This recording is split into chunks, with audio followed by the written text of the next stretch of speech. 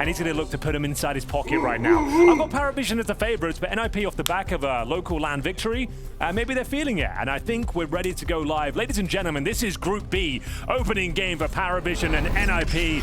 Buckle your seatbelts. This one could be a long ride, not necessarily a bumpy one. PVISION will be running that clock right down. Oh, let's get into it. We don't want to delay any further. NiP on the T side, PVISION, they're going to be on the CT side, and we are on Ancient to begin with. A fantastic battleground, and already look at the pressure being applied. PVISION, they wanted to see if they could catch somebody up, but Kaspersky, everybody's talking about it, and for good reason. He'll take down Belchenok to start this match with. Exciting starts, and we'll see whether PVISION can recover this. As mentioned, it's going to be James defending this A bomb site. Plenty of smoke to deal with here, and it's going to be a swarm of NiP players making their way towards the A side. The flashbangs are absolutely perfect. Nota goes down with nothing. Bomb is planted, and now we're in a 3v5 retake, which looks nigh on impossible for PVISION. It really does.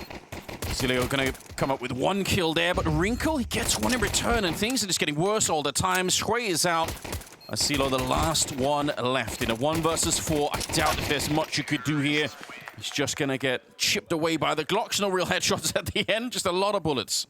I feel like PVISION are going to struggle this season. They had obviously a flying start, a couple of tournament victories. They showed the world that they can compete at top-tier CS. But now, as usual, the tape's out there, the targets on their back, they're being taken very seriously. We saw them in EPL crash out in the group stages, like an embarrassing crash out by their standards. Losing to teams like Monty, Legacy, Heroic with like Youngster on the AWP as well. Like it wasn't a good look. So yeah, I feel like they need to bounce back. They need to show that they can reinvent themselves and bring some new ideas to the table. But NiP are hungry, and they're riding the wave of success right now. So a good start for them. It's their map pick, T side, up against the full eco right now. We're going to have the B stack coming in from PVISION. The snake has been set up towards the B bomb site. And we'll see if they can do anything with it. Is there a flashbang to work with? I don't think so. They're coming into the stack, but it's only the MAC-10. Yeah. Snappy's just investigating what's on this side of the map. He's going to get a lot more than he bargained for. One will do. You've only offered up the MAC-10 and confirmed there's multiple players on that side of the map. Yeah, successful investigation in that sense. Like, absolutely. He kind of got what he wanted there. Gives over the MAC-10, but... I guess it's worth noting we're not playing on the new patch. We're not, yes. You can keep your bullets even if you reload. I have not played CS for a while. I haven't had a chance to try out this patch. It seems like it's not the end of the world. I feel like not being able to spam smokes and waste bullets, speculating who could be behind them, I think that's probably a good thing overall.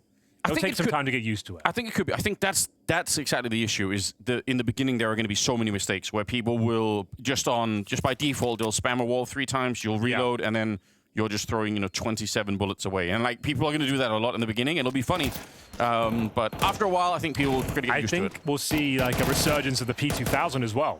It has more reserve bullets than the USP, so I feel like it might actually come back into play. Strong prediction. I like that. Yeah. And the M4A4 as well. Like that has 30 extra bullets compared to the M1S. This is how you get the auto sniper in. Why would you reload on the auto sniper? Yes, that's a really good point. The auto sniper. This could be its moment. You did the monkey paw thing. You wished for the auto sniper to come back, and Valve said, "All right, fine. We'll change the game for you, Henry, if that's what you need." Well, there it is. The full eco comes to its logical conclusion, ladies and gentlemen. Like I said, opening game of Group B today. We've got 4 best-of-3s once again. Non-stop Counter-Strike action, as you might expect. We've got some great games. We're going to be commentating Spirit versus Liquid. That's going to be game of the day, right? With Malbs coming into Liquid, you've got to be excited for that. I am always excited at the beginning of Liquid games. Usually doesn't end with a lot of excitement for me, but I always want to see something. I want to see them do something great, like Belchenok has been doing in the middle here. Flips around after dodging all of the flashbangs. So definitely not easy in the middle because they're being thrown from T-spawn like that.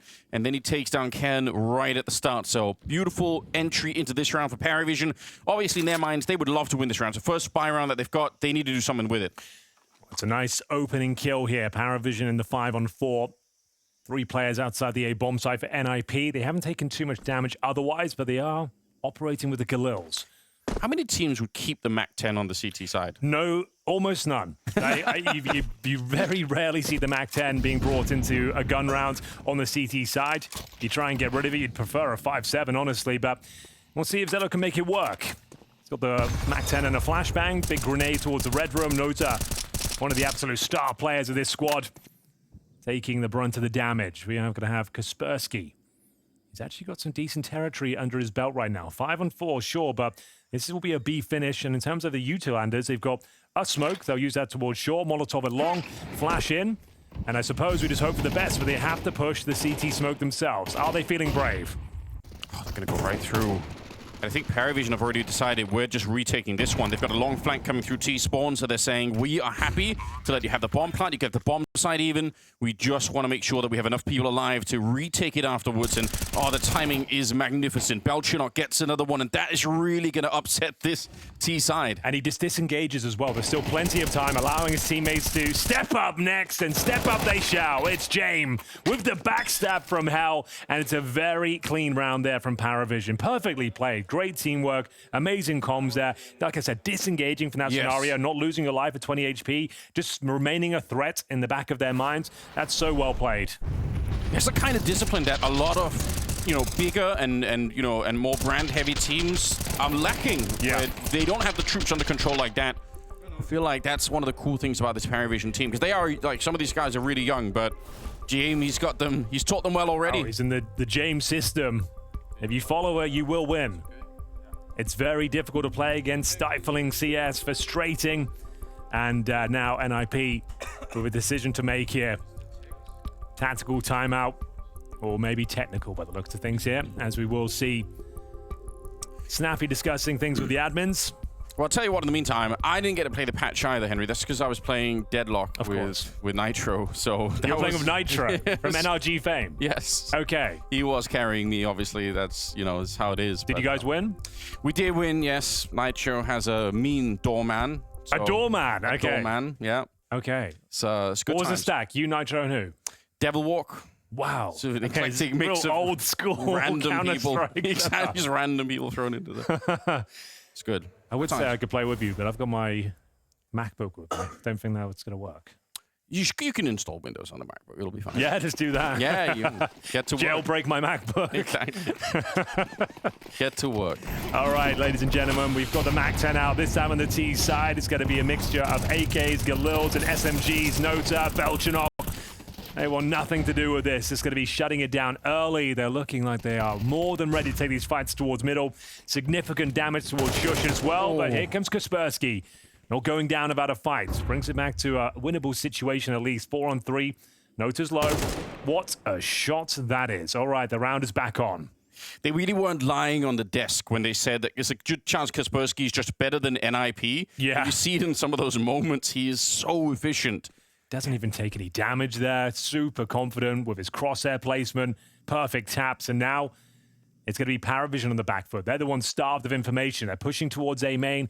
James will be shutting down the red room, but they're going towards Donut. The timings could elude PVISION here. It's a really nice call from NiP. If they can get in towards A, they are onto something, and Kaspersky gets himself a hat trick. It's so sick, and I think because Nota's moving into T-spawn, he's essentially, it's not his fault, but he ends up miscomming the round. They have no idea what's happening. They think, oh, they might be outside of B, and they only find out way too late that it's the other way around. Sway's got some health here. Nota, he's sneaking up. It's great if he could find the opening. Oh, it might be two. In fact, they line up for him. That is disastrous. Out of all the work, it's now down to Kaspersky, a 1 versus 2 to try and get the ace clutch in this one. And he's in the donut just waiting. Incendiary to try and push him back here. They do have the kit on the other side, so tricky for him. One more headshot. He has to swing right now, but the defuse is already in. It is the ace, Henry, but it's all for nothing. It feels good you get the ace, but just milliseconds away from winning the round. Fantastic work. A hollow victory, though, for PVISION. All 5 players going down. You can see the tactical timeout called, knowing the finances are going to be in ruins right now. Kaspersky, a statement round. Sure, he doesn't win it, but he lets them know he's turning up today, and he's looking razor sharp. Unreal from him. Single-handedly gets all 5 kills, literally milliseconds from winning the round there. I think he could have justified swinging a little bit earlier, going through the flames potentially. Sure. But yeah, it's really unlucky. Great round. And you can see Dust2 wants to calm everyone down. The money's going to be in tatters going forward. A great opportunity for NiP to strike back here after losing a couple of rounds in a row.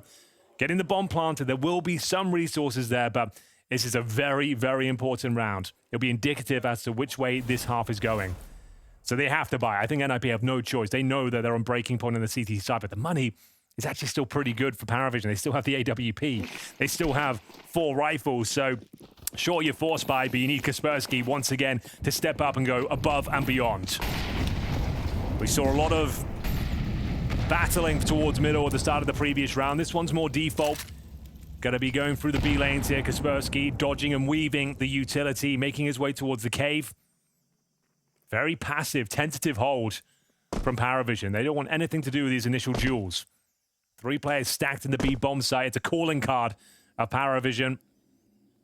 Yeah, NiP are going to investigate, and NiP... Oh, he's done it again, Henry. How does he keep getting away with that? No. He gets shot as well with the orb, and it's no problem. Opening kill for NiP. Kaspersky yet to miss a shot. That's outrageous. He's got to be looking at his teammates by now, saying, if anybody else wants to help out, now's the time. Like, I've delivered so much in these last couple of rounds. I can't get an ace every single round, but perhaps he can.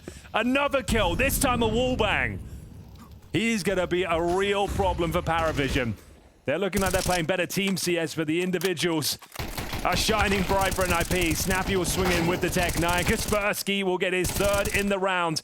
Belchenok shuts it down, and we got a 1v1. Wrinkle, Belchenok resetting the situation, 30 seconds remaining.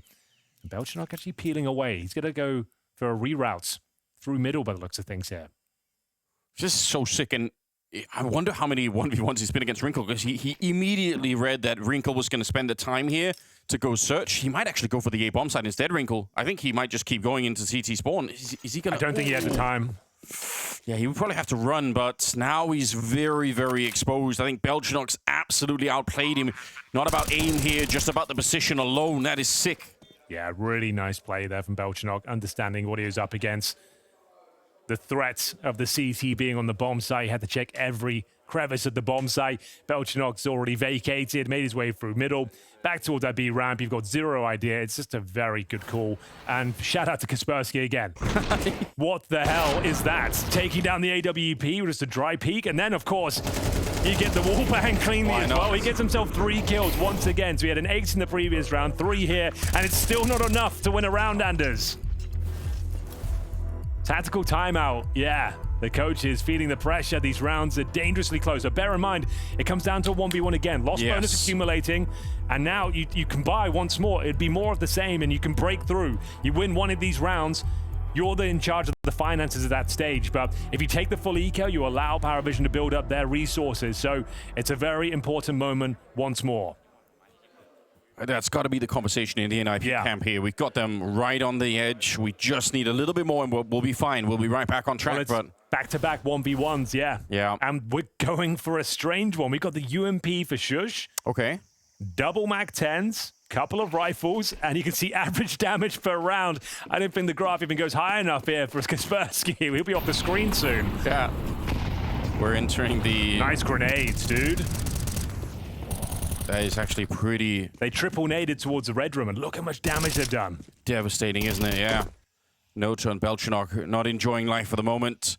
Kaspersky's thinking about cooking something else. This time he's on the B ramp. I don't know if he could do anything. The smoke is up here.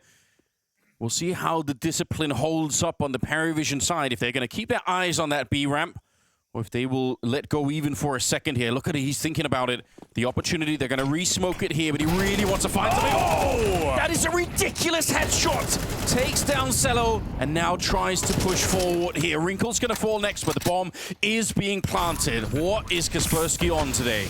I have no idea. It's Kaspersky versus the world right now. He might have done enough to win them this round. It was a risky force buy, but we have got the backstab of Nota. It's been a thorn in their side here. They don't have much to defend this retake right now. The bomb's going down, and it's about at the halfway point as well. This kill could decide things, and it will be Ken to pick it up. It's huge. I don't know if Yeah, he's real far away. He's looking to do another wallbang here. If they try to push up, he might be able to. And I think PVISION already realized with the low money, they had the 0v1, they had the 1v1. It's not worth it to go for it. They don't have the cash in the bank here on the CT side. Kaspersky, I mean, this is the round that he wins by that opening kill. He almost won the other two. Like, he's almost responsible winning 3 rounds alone. Finally rewarded for his efforts on the server. Commendable shots here going into the bomb site. That is absolutely outrageous, Anders. But it's also, because he's set up behind the smoke, he knew they were going to re-smoke it. Yeah. He knew he had that one moment. It's like 2 seconds where he has the opportunity, and he saw that coming 15 seconds before. Well, we got a game on our hands. This one's going to be a barn burner.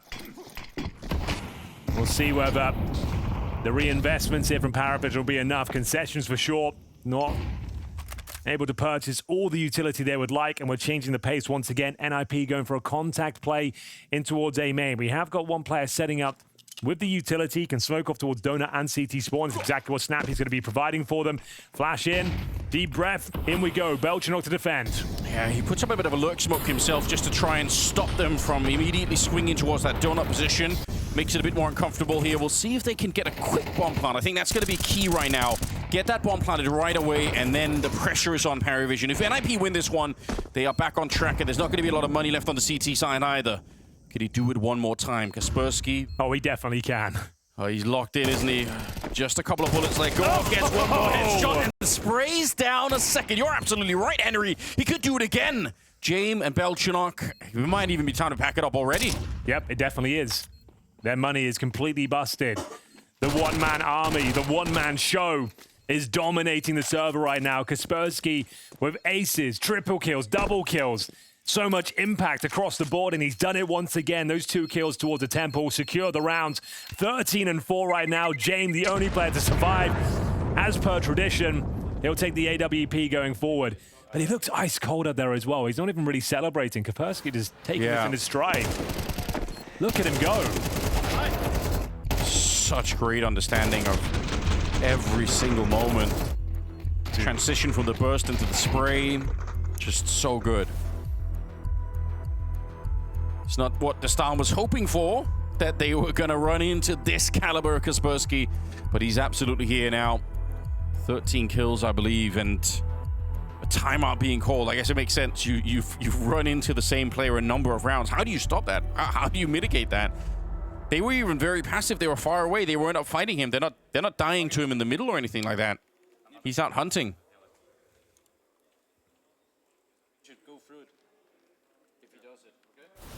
No. Snappy's cooking. Just go through He's got plans. Just go through it. Whatever they do.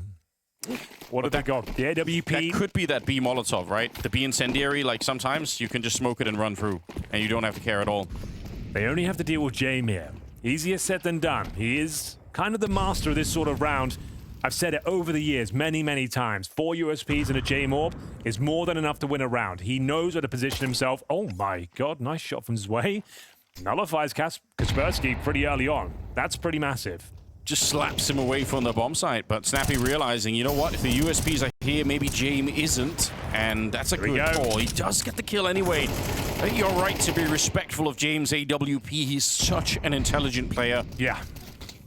Moving forward now. See if we find another kill from the backline. He's all the way back by CT spawn now, so he's going to try and see if he can find one more shot. But in theory, NiP should be able to just, you know, never step into his crosshairs and just kind of hold on to the site here for as long as they need. As long as they don't challenge James, I think they're going to be fine. Well, they challenged him, and Shush comes out on top. He silences James. And Snappy looking quite sharp as well. That's a great round. NiP have turned out the play here. Bear in mind that, like we said, we got to briefly reference it. They're at the back of a tournament win. Not the biggest tournament in the world, but still, they took out OG, Cadian's new team, in the final 2-1 victory. I think that just builds some confidence for them. Oh, yeah. Coming into an environment like this where the big boys are present. Yeah, I fully agree. And they need a bit of confidence like that. Kaspersky, he's fine, but like I said, I think for me, Wrinkle is the guy that I'm going to be looking for. I want him to turn up today. When he first joined this team, he was the absolute superstar. And he's still good. He's just like not as impressive as he once was. It feels like he's still finding himself as a top-level AWPer. Yeah, but you can feel the lack when they are playing the bigger teams. That's the issue, right? If they're playing a low-level team, it's probably going to be okay, but he's unable to farm. Yeah, and honestly, I don't envy him having to go up against James. Like I said, it's probably a nightmare because he's such a smart AWPer, James, that I don't think that's an easy fight. But so far, we haven't really seen that battle really come into play at all. We're in round number 9 here. James doesn't have the AWP this time because that's been the big problem for PVISION. They haven't had that much money to work with. Well, here we go.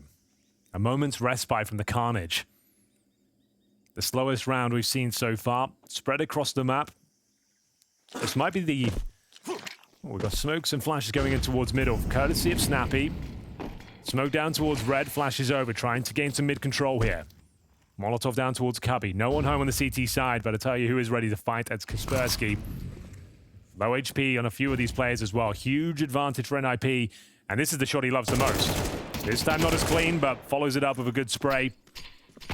Great grenade on Nota as well. He is the walking wounded.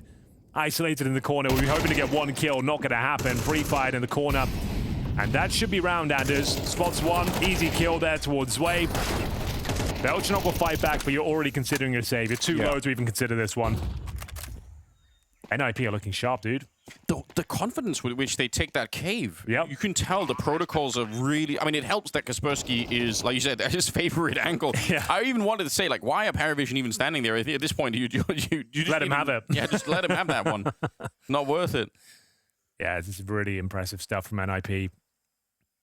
Spreading things out, waiting for the initial util, retaking that mid area, pushing the CTs back, regaining cave control, and just collapsing in towards that B-bomb site. Jame and Belchenok with no choice but to save here. Looking a little bit out of their depth. It's so interesting, right? Because this is NiP's map pick, but the thing that threw me off a little bit about the veto is that Dust2 became the last map. I thought Dust2 was going to be the second pick for PVISION. I would think so as well. But it's not going to be the case whatsoever. We've got a bit of Mirage. Yeah, and that's a fine map for PVISION, but it doesn't feel like it's as strong as Dust2. So maybe they've kind of made a trap for themselves here. If they end up losing this map, maybe there is a chance for 2 the other way. Right, we need to go look up Kaspersky's res, crosshair. Yes, you're right. Sensitivity. I want to take it all right now. New model. He's my new go. The thing is, it's not even a surprise. Everybody has been saying this for such a long time that like it's not like some new revelation. We all kind of know. This way, if he can build this project up with NiP, I mean, in a way that would be really, really commendable. But there's got to be a point. There's got to be a lot of teams looking at this saying this is what we need. Here's a stat for you, Anders. He's currently 5-0 in opening duels on this map. Okay. Is that a sign to just take more? Yeah, I guess until so. it stops working? You haven't lost an opening duel yet. So, yeah, I would say keep going, quite frankly. Snappy's 2-0 as well. But we are off to the races. It's been a quick first half. You don't normally say that about PVISION games. And straight towards middle. No fear as Snappy vaults up and towards the heavens. We have got a CT player making their way through the smoke, but they are completely dismantled. This is starting to be a bit of a nightmare. This is another force by Anders, and the 2 rifles have gone. We've got a couple SMGs remaining and a 5-on-3, and Kaspersky, he's on the prowl, he's on the hunt. He can smell CTs all around, and there's one that's gone through the double doors. That's Zello, but I don't think there's much he can do with this one. Yeah, he even heard him, but I think he might have mistook him for the one that just got killed in the bomb site. So they're aware of this. They might be thinking about it, actually. They're basing him in. Ken just stopped moving. They're hoping he would cause a swing, and he's ready. Really nice play.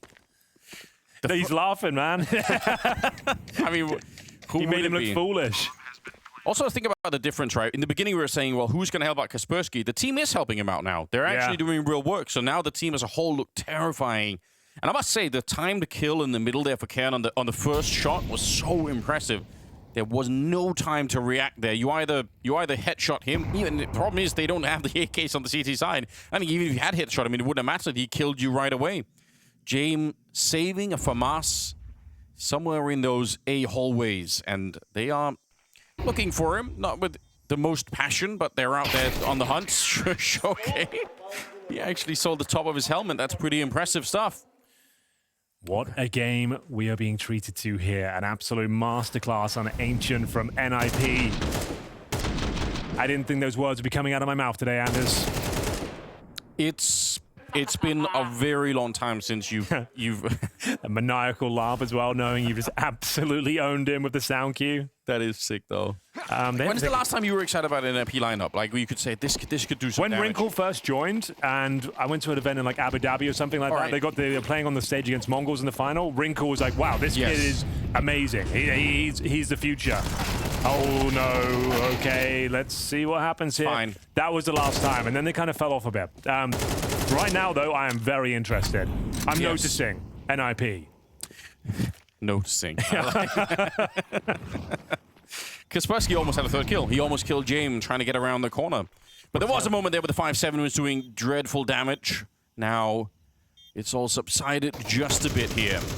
Bomb planted. Oh, Kaspersky does go down. That's through the smoke as well. Belchinok just finding the right angle, and they kind of want to do some pressure here. I can't really blame them.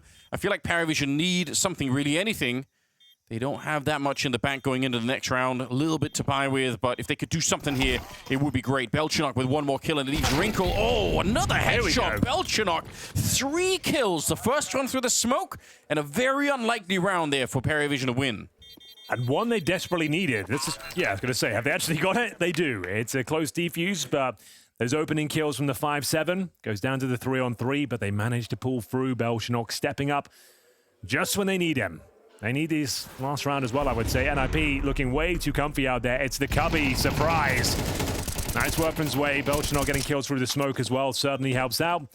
Closing things down. Good pre-fire towards Snappy. Gets himself a triple in the end and finds Wrinkle. That's unfortunate. Sometimes the Cubby and the 5-7 can do unspeakable things.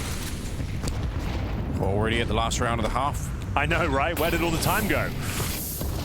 Been very action-packed here, but I appreciate that. Not been a boring game so far by any metric. Oh, could be a strong headshot coming through here. Kaspersky, that seemed like it was a bit of a gift to him. He's gonna just throw in a grenade and realize, 10 health, it's not enough, and he's gonna be hunted down. He was alone out there. That's actually massive for PVISION. They don't find anyone else on this side of the map. They can pretty much see this is gonna be a potential A hit, and NiP, I'm almost surprised they don't speed up more than this. Either they speed up right now, or they have to go back and reclaim the rest of the map.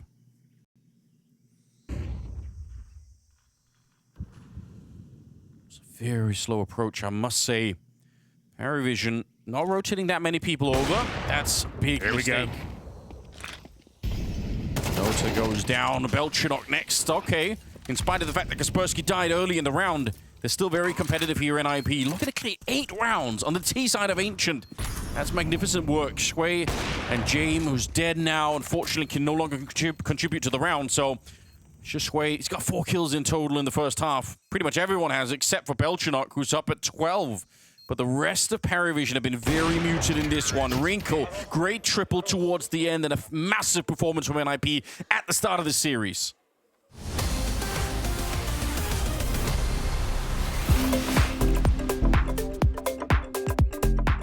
Including me or no? You could include yourself if you want. Wow. Honestly, gonna be pretty easy. I just put the whole Vitality lineup. My dream roster right now in CS would be IGL, definitely Apex. I'm assuming I'm in there, so it's gonna be me. We have Blitz, who is probably sharpest IGL, I would say. If I had to make a squad to beat Vitality, I would make Nico IGL. Because I think isolated Vitality is really, really great players to have Saibu and then have really great role players. And if you want to beat them, I think you will have problems beating by the system, the way they play right now. So you have to beat them by raw firepower, just out of the gate. I think it's a no-brainer to pick Saibu and Donk in your team. I think it's just unfair.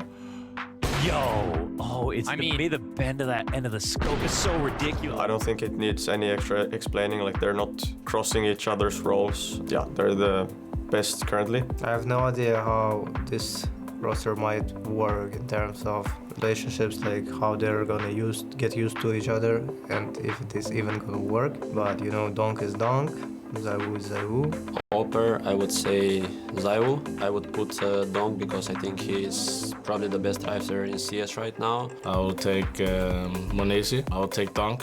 Multi-frag moment, but here's Donk's rebuttal! They're feeding Apex to him, and now this huge health advantage. Time's ticking. Donk's out! And we have an Nencher and Messi. At this point, he is like the best one, like past more than a year. Robs, Apex, Zaiwu and Robs are playing for Vitality, which is by far the best teams in the last months, like even last 1 year, let's say. Robs, for the sake of being one of the world-class anchors for such a long time, and right now in the top 1 team, and he's been in form for a long period of time. And then we'll take Bit. Kyosuke, I would choose him because I think obviously he's really young, but even though he doesn't have too much experience, he has shown how good he can be, and I think he definitely has a bright future.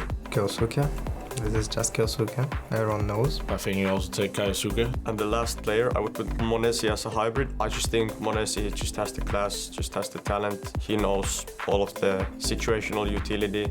He understands how to play clutch. So I just think it's an overall pretty tough team to beat. If we're saying that current roster vitality, we're all going to stay together and you can't have any of them, who would you take instead? I would take the full roster of Team Spirit. You never know how a team connects. These players and Vitality seem to add something to the server and make the teammates better. I think that's unique, and I think we've only seen that in the Astralis era, where every player is really great and they're making each other better. And I think that is always the hardest when you make a team that has to compete for the finals on the first day, basically. Ladies and gentlemen, welcome back to the BLAST Open Rotterdam 2026. It's day 2, it's Group B and the opening game for PVISION and NiP. The first half is concluded and NiP are firing on all cylinders. Kaspersky especially is running away with Ancient right now, Anders. I'm not sure if there's much runway left for PVISION to get back into this. They're going to have to find a way to shut him down. He has been amazing. He's got the dualies going into the second half now. NiP on the CT side. And we'll find out if he can continue this mad run that he is on. An ace, multiple triples, endless amount of opening kills. He's done it all. And he's looking to see if he can double down now. Pushing forward, in fact. And almost catching a player there at the corner. But in the middle, James. Here we go. Very good work with the P250. That's smooth indeed. Wrinkle goes down. And it gives a lot of map control here. Just one person left defending Donut. Will force NiP to start to rotate a little bit back. You could see, I think Snappy wanted to stick around on the other side, but now he's doubting his original position. They are going for the B bomb size, what it seems like. Still, this round is wide open. They pump the brakes to their man advantage, boosting up in-game leader James. P250 in hand, looking for his second. In terms of util, they have a Molotov, which has been deployed towards long, trying to flush them out from that position. Hopefully set up James for a headshot. Can't quite find it, but it's going to be the collapse in towards this B-bomb site. Shush to defend. Wrinkle down.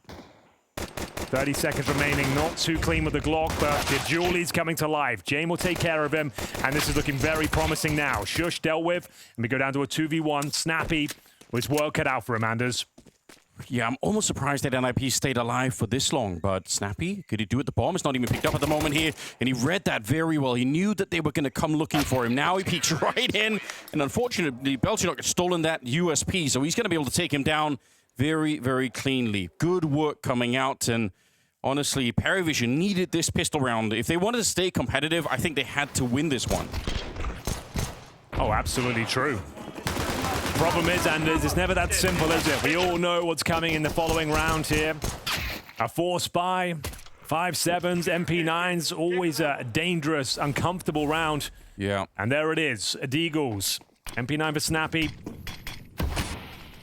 And yeah, you need to get through this one cleanly first before you can breathe a sigh of relief. And we're going for an A contact play here. I'll be interested to see what utility they use. Snappy's getting a ton of information. Smokes down towards Donut, CT spawn.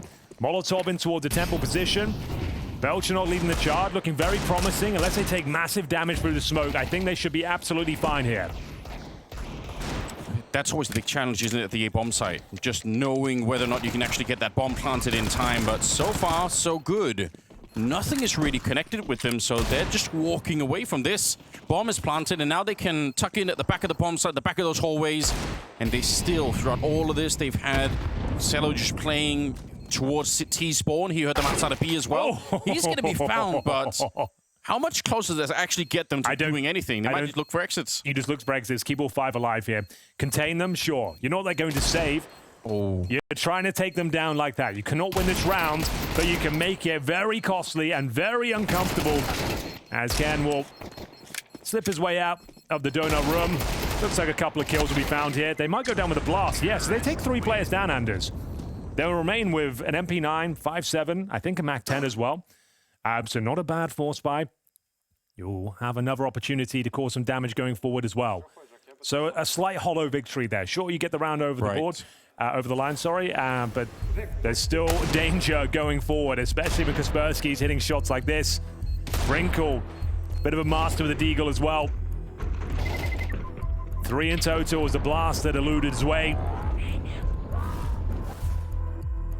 One more Deagle connection there, and 2 more people might have died with the bomb. Last time out for PVISION. They certainly are feeling the pressure out there right now. Hasn't been a great couple of weeks for them. EPL was an absolute disaster.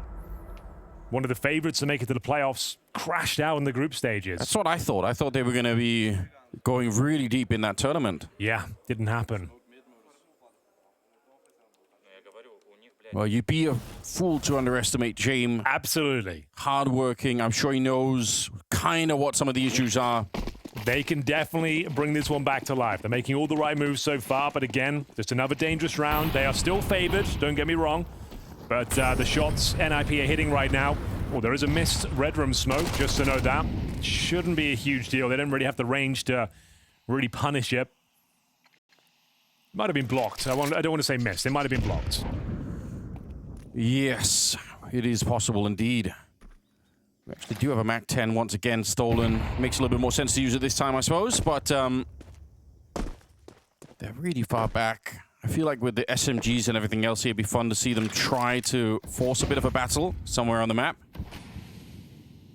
Smoking off on that ramp and stacking the B bomb site with 4 people.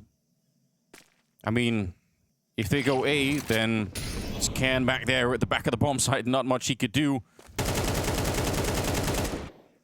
But if they somehow end up at the B bomb site, which does not look likely at the moment, honestly. Now, this position is always quite interesting, isn't it? We talked about it yesterday. It's commonly Molotov, but it has to be a good Molotov. You have the bouncer, so it covers big box, and of course, this little cover. There's the molly. It's not going to reach. Yeah. So, I felt like he could have justified staying a little bit longer there, but let's see what happens here. The Mac 10 on the CT side, actually doing significant damage. 3 of them are very low-handers. This round is not a foregone conclusion with 25 seconds remaining. PVISION can fumble this one. It's getting very hot in this round all of a sudden for PVISION. I don't think they enjoy this, trying to get the jump on over so they don't get spammed down. 15 seconds on the clock and the bomb being attempted on the other side. Oh no! Has come out and he can't actually punch in the digits. Guys! 9 seconds left, trying to see if they could do it again, but every time they're getting peaked and finally they they get the last kill. They actually would have run out of time then. You could see a couple of seconds left. Oh, you don't want to leave your teammates hung out to dry. You want to join them in all the chaos, but if one player just waited in spawn, they would have won by virtue of the clock. Tantalizingly close there. Really great effort from NiP. Bear in mind, that's just their eco. They saved those previous weapons. Right, sure. So the fact that you take down pretty much everyone there, you've got them on the ropes here. This first gun round, you're in the driving seat. If you can reset them now, you run away with this second half. Very important round, number 16 here. Belchanok not wasting any time. Gets himself through the mid-smoke. Tucks himself beneath heaven. And what's the play here now? NiP, quite passive, not willing to take the challenge towards middle. I've called Snappy the caveman many times over my career. Very good at this position.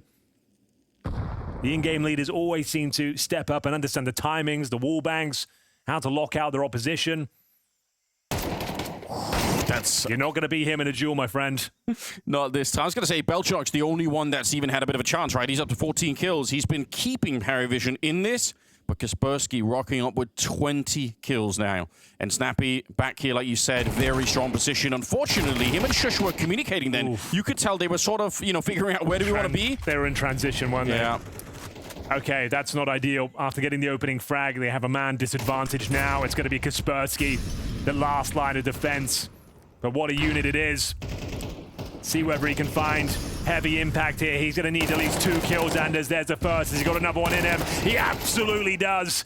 Leaving Wrinkle with the AWP in a 2 versus 1, but he couldn't be further away if he tried. I don't think this one's possible. He has no kit, 1 smoke. You're hoping you find a freebie towards the double doors, and then maybe you can go for it, but I just don't think there's any world he could win this. Oh, they'd built such a great position for themselves in getting all those kills in the previous round. Like you said, the money just not looking good for PVISION. This was the opportunity, and Kaspersky almost delivered them again. Another round. He is up to 22 in total after this round. That's just outrageous.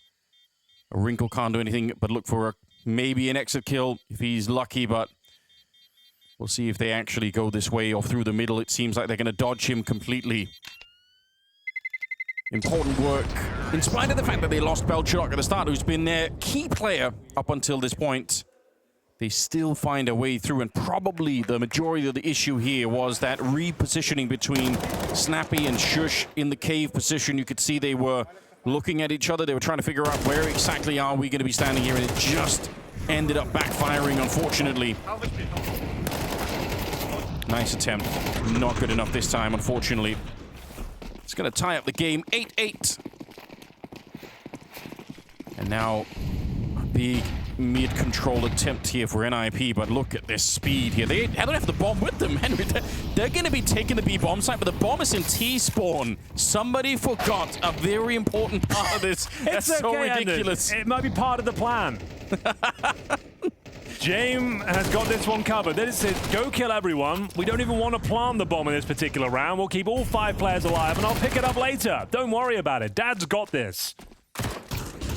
And there it is. It's worked. Jokes aside, don't leave the bomb in T-spawn, but no harm, no foul, Anders. That's the motto of Counter-Strike. That's for the next Counter-Strike update, where you have a certain amount of bombs, and if you plant them and, you know, like you run out on the T side, you just don't have enough of them. First it's bullets, then it's bombs. Wow, that's devastating. Didn't even need to plant the bomb, and they just completely wreck NiP.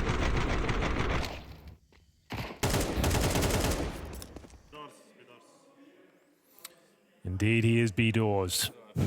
This one's slipping out of their grasp right now. Even after a world-class superstar performance from Kaspersky, they've lost the lead. They go 9-8. The money is in the bin. They go for a partial buy here. Shush, the UMP specialist, brings the weapon out. It's going to take something quite special here for them to get this round over the line. AWP for James, of course. And this is a chance for them to really solidify their chances of taking their opponent's map pick. It's obviously no such thing as deserve in a competition, but it feels like Kaspersky deserves for them to win this map. He's got so many kills. He's done so much work here. Snappy, part of playing this position sometimes is doing exactly what he just did. You see the shoulder, you fall back, you smoke it off, you just buy a little bit of time like that. Perfectly fine. NiP, don't know if they could do more, but this is the kind of round where you'd love to see them take some kind of a risk. They just have so little utility, so playing this sort of more standard game feels very risky. Shush with the UMP, instantly taken down. Great crosshair placement coming out from Cello on that side. James getting one in return as well, and now they're just sort of picking them apart one by one. Swinging for it here. UMP picked up, but it does nothing at all. Sway with 2 good kills. It's a shame. You can feel it slipping out of their grasp now. Electrifying start from NiP. Kaspersky left in an unwinnable situation. Double digits for James and co. Looking comfortable now. Taking a tactical timeout as this. A moment to catch their breath. Readjust the troops. Work out how they fight their way back into this one on the CT side. Temperature's really changed, hasn't it? It has. For such a while, it was just, you know, we're excited. We're on that NiP party bus, and now it feels like slowly but surely, James has got his troops back in this game. The pressure is on NiP, and they can feel it. Exist will try and rally the troops, raise morale. We're looking at Kaspersky right now. He's up to 22 kills, 11 deaths. I don't want to say he's slowing down. Like, the way he entered the game was unbelievable. But he's certainly not having the same impact he was in that first half. He's currently 7-1 in opening duels. But now they are yet to pick up a CT round, Anders. They were 8-4.5, bear in mind. That is true. Yeah, the math is easy. Anyone can do it.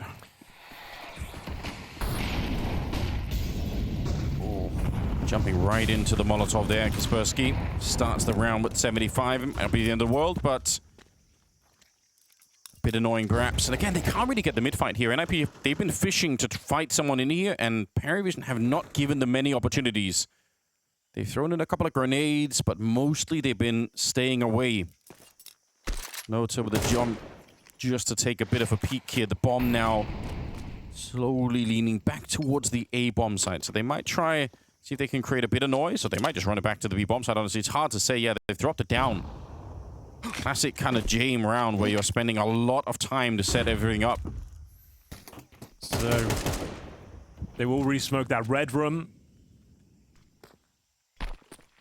Is Wrinkle boosted back there? Or did they just get a little bit too close? Well, he's going to be going aggressive with the AWP. I think he gets his kill at his kind of angle. Loves those close-range encounters, finds the opening pick. First advantage they've had in some time here. Surely you convert this one, a 5-on-3. Lose this round, I'm sorry, it's over. You got to convert this. That's more like it. Looking very good for that conversion right now.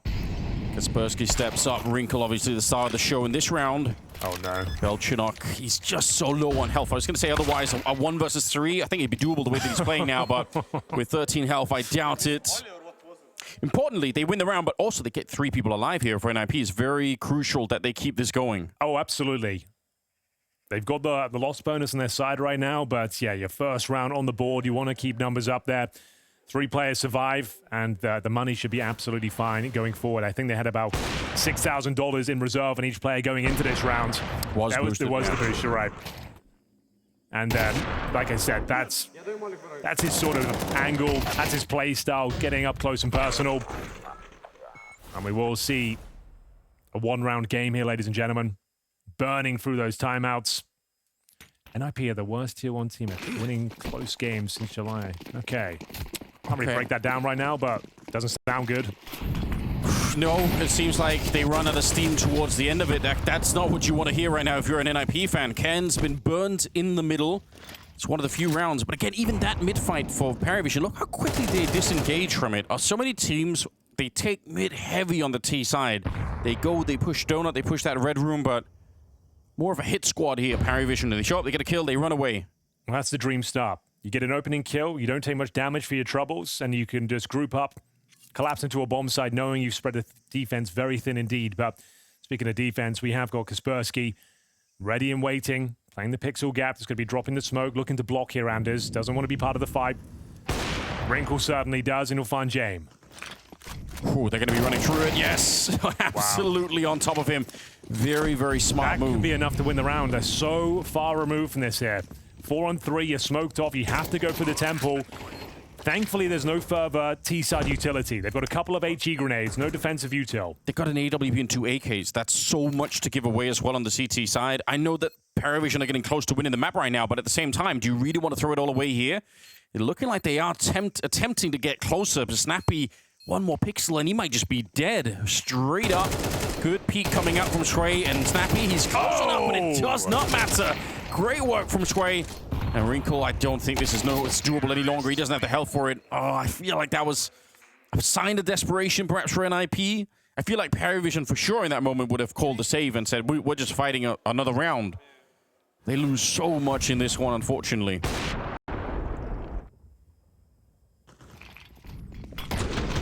Really nice work from Belchinok. You can see Kaspersky trying to play the block, but they are 1 step ahead of it, and Zwei with a masterclass there. Close-range encounter with the AK-47. It's going to be a very difficult recovery here now. You've gone all in, Anders. You've got the AWP of Wrinkle, but SMGs, pistols, a couple of M4s. Nota has helped themselves some prime real estate towards middle, taking no damage for his troubles either. Smokes down towards Donut in the red room, and they are taking this mid space. No problem. Molotov down towards deep red.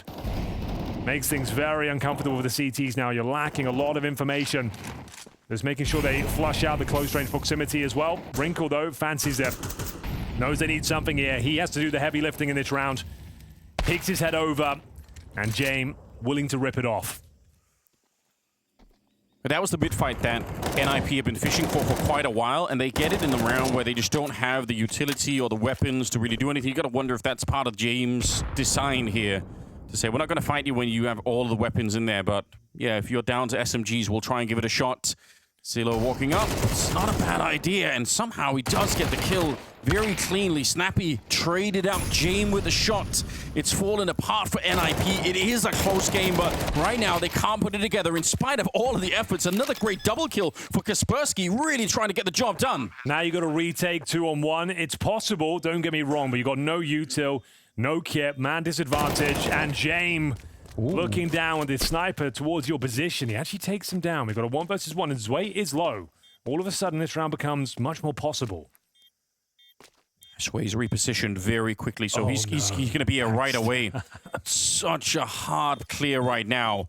You're going to have to tap that bomb, but it's a 10-second defuse, and already, Zwei. It's like a replay of what we saw earlier. Great movement. Oh, absolutely dumpstered towards the end. You have zero information as to where the final player is. The last thing you're assuming is he's going for all around the world play.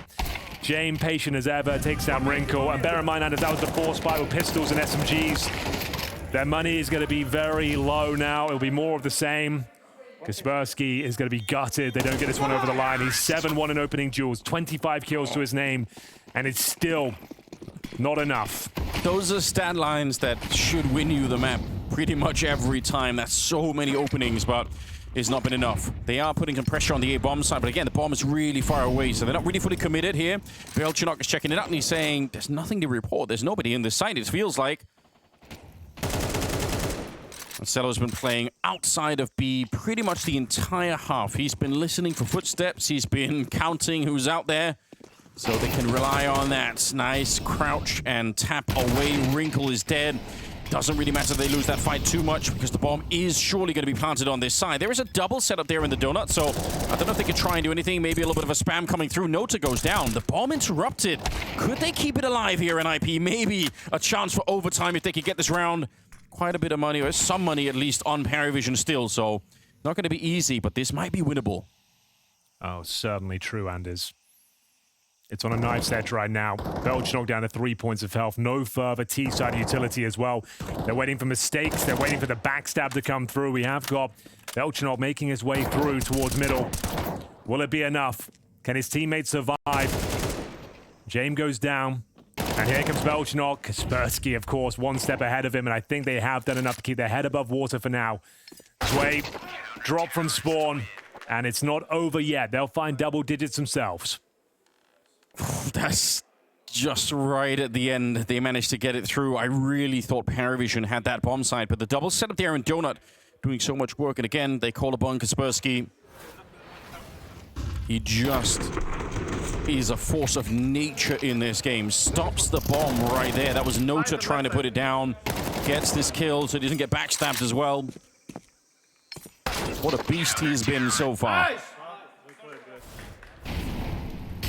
12-10. Great opportunity to take us to overtime. Feeling the financial ramifications now are PVISION. Tech 9. AK given over to James, looking to close things out right here, right now. It's going to have to be a set piece, Anders, if you ask me, with this sort of buy. The little you have, you're going to be smoking short, smoking towards long, Molotov the cave entrance, flashing over, and you're hoping for the best, and that would be the ideal call right now. The B bomb site technically wide open. Smoke's being set up by Nota. You can do the one-man execute from here, see whether they want to go on it. The only thing that could interrupt them right now, I think, is that mid position. Maybe if they could peek while they're in the middle of that. But otherwise, you're right.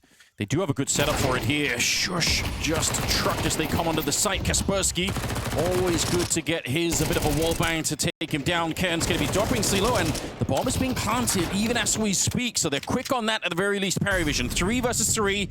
And this one could be almost for overtime. They're not going to have a lot of money left on the T side after this one. The thing is, all 3 CT players are towards the cave now. They've got to reposition. Kaspersky, though, not slowing down. He's coming in all guns blazing with the AK-47. His weapon of choice finds James here, gives him the man advantage. It's down to Belchinok. They can't hold on, and we keep on going. 30 kills, Henry. We're not even at the end of regulation yet, and he keeps doing it. So triple in this round. The man is unstoppable. Oh, just when you think they're done, Kaspersky drags you back in. This is what he's been wanting. He's pretending to be on the T side here. He's the one retaking the bomb site, like as if he was attacking it. The graph is still really ridiculous. It's off the scales. We need new graphs. Oh, this is beautiful Counter-Strike coming out from Kaspersky. They need him one more round. They need to keep going here. NiP just one step away from overtime. And this is the easiest round of them all. No AK-47s to deal with. a couple of Galils, a few pistols. It will take a Jame masterclass to fight their way out of this. NiP have absolutely everything they need. AKs on the defense, a wrinkle AWP, and Kaspersky mowing them down. Only good for one, though. Does that come back to haunt them? It offers up another AK-47 here. 3 rifles now for PVISION, and they're going to try and pounce towards that A-bomb site. Yeah, they know that Ken is alone. He's been anchoring this site for such a long time, so they need to get the pressure on, but a good spray down. He is headshot immediately afterwards. Nota will bring him down. And now the bomb plant to follow. They're very confident in this call, PVISION. They knew exactly what the setup was going to be. When they found Kaspersky in the middle like that, they could guess the rest of it. And now it's a 3v3. Plenty of kits, some utility as well. NiP, if they could get close here, they could work out. But the smoke, that's really going to slow them down. That's actually devastating.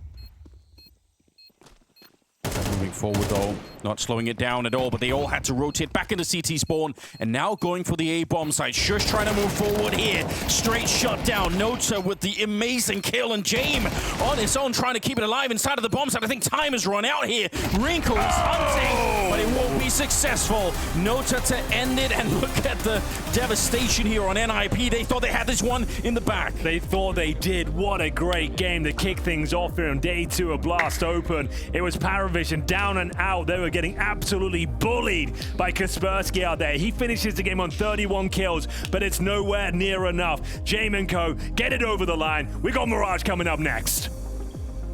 Try as he sent on both sides there.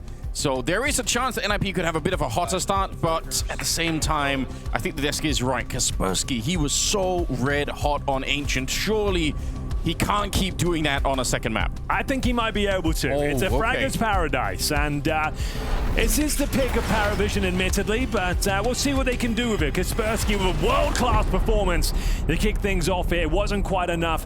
We'll see if he can keep it going here as we get into the first round here of the second map. Opening game for these two in Group B here at Blast Open Rotterdam. A lot of Counter-Strike coming your way today. 4 more best of 3s to play out. But for now, it is going to be Nota setting up the early utility enders with a decoy, but it's all a ruse. Oh, I love it. You can see the bombs over towards B. They're showing heavy presence this side of the map, but they're going to be pouncing on the other side any second now. Kaspersky's the only one there to hold them back. He's got the dualies, but that is a really big job. He ain't moving. Even with 2 pistols. Let's see if he can do it again. They do drop right past Jame with a spin around headshot. That is so well played. And the fact that he managed to jump, into the ceiling like that makes him very, very hard to hit. Ken, nice shot onto Cello, but is it really going to make a difference? They're so far away. Snappy, he might be able to catch him as he comes through. Nota goes down.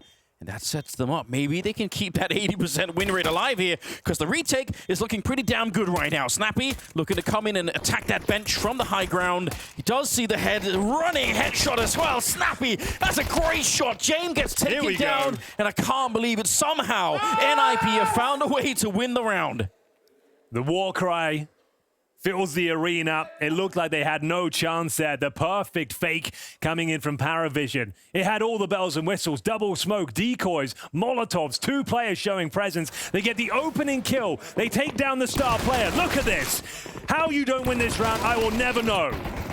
Everything was going fantastically well, but the retake was sublime, and NiP somehow make it work. It's all about that backstab coming in from Snappy especially. He disrupts the defense, and all of a sudden Shush arrives, and they manage to find every single kill and the defuse, but they are not out of the woods just yet, Anders. There is going to be a force buy and an A execution off the bat. You're going to see a lot of this on Mirage. They're going to be deploying everything they've got. There'll be no fakes here. There'll be no double pumps. They're going in. I love it. All you need is one opening here. If you can take down Shush, then you're onto something already. But he's been pushed back. And I do like that from Shush. I think it's a smart way to play it instead of sticking around and dying for the course. Just wait, go for the full-on retake. It is a little bit deep, and the bomb is going to be planted now. Let's see if PVISION can find some after-plant positions that actually make sense. There's not a defuse kit in play either. So the pressure is already on NiP to begin with. Ken and Shush with a couple of kills here. Snappy bursting away and taking down Nota. Oh, they're so quick with it.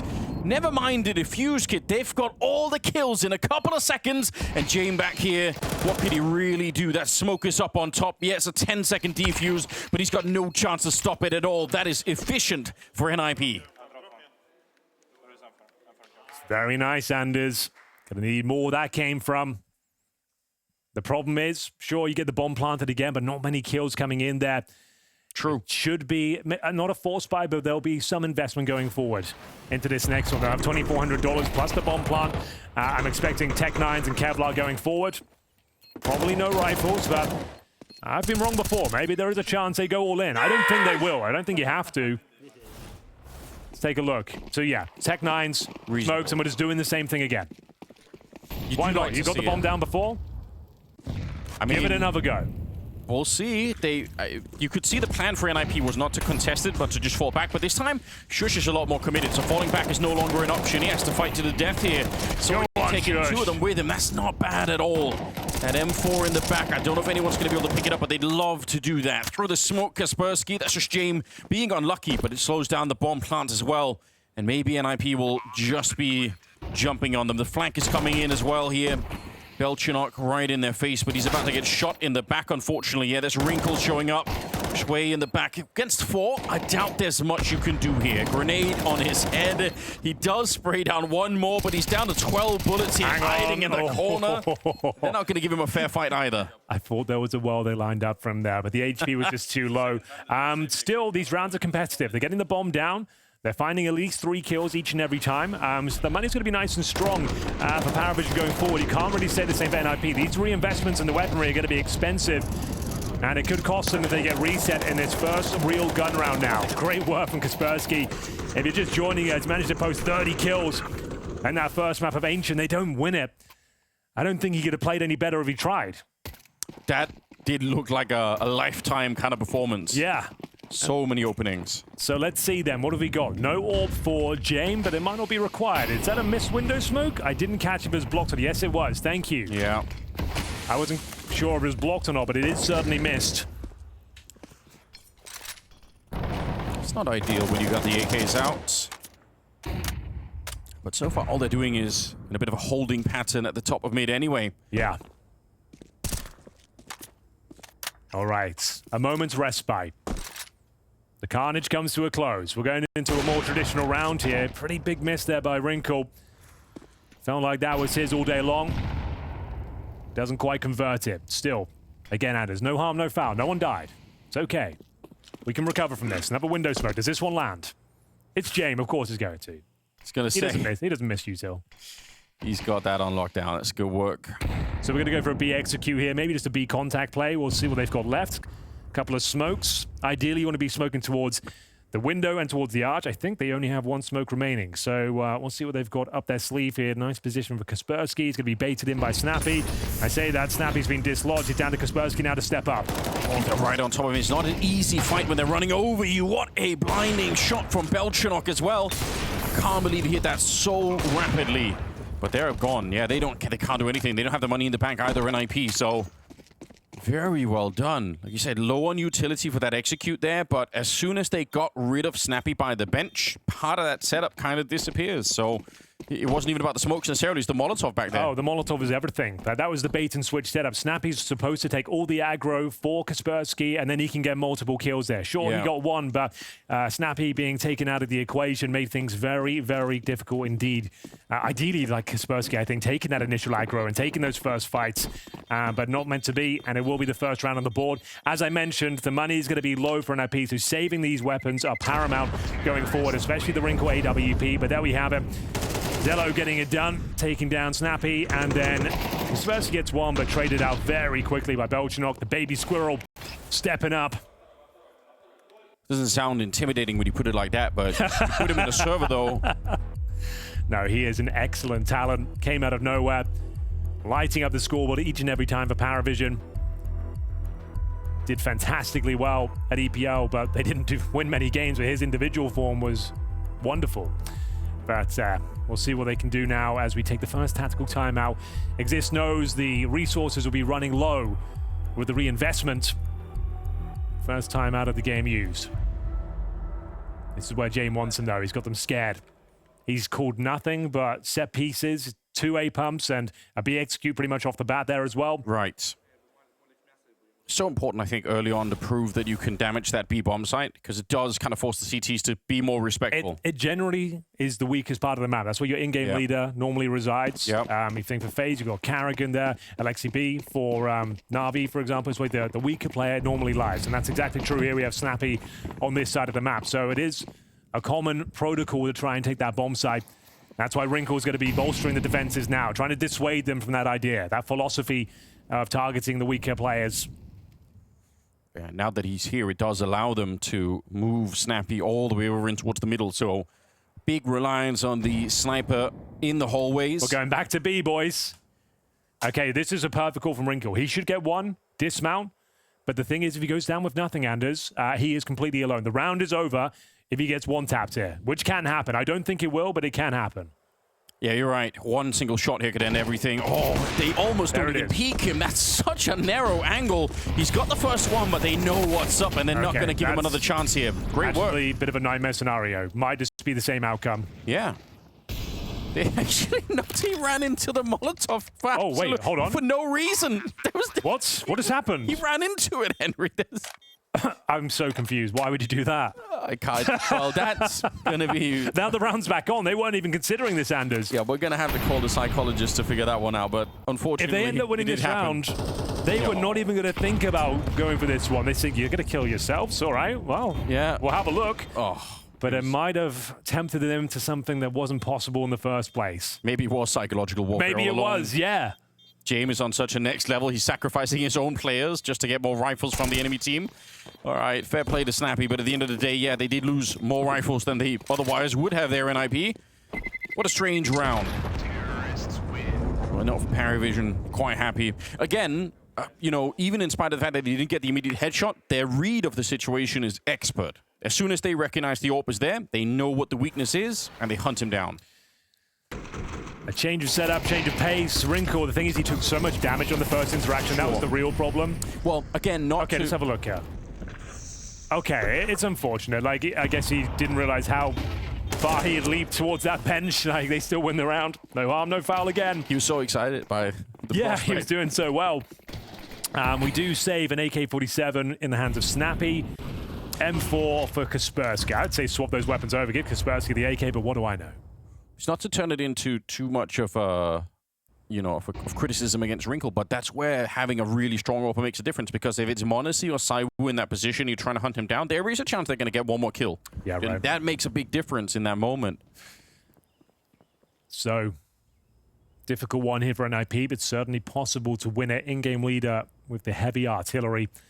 Surrounding him are players with pistols. It's Shush and Wrinkle with no Kevlar. Jame with half HP. Snappy. Not the cleanest spray, but the fact he got a kill, I think we'll take it. Oh, they're hugging the walls so that Ken can't actually find him. He really wanted to follow that up. I like the instinct of it. Kaspersky walking in here, but he loses Ken towards the ladder room. 50 seconds on the clock. The bomb's being found in T-spawn by Shush. What do you make of that, Henry? He's actually on a mission. He's discovered it. That's a really good point. I think this next kill could decide the outcome of the round. It's going to be Zello to get it, but you're right. The bomb being down in such a precarious spot. No to have your gun out, my friend. Oh, he's dead. He's not going to check this. Okay.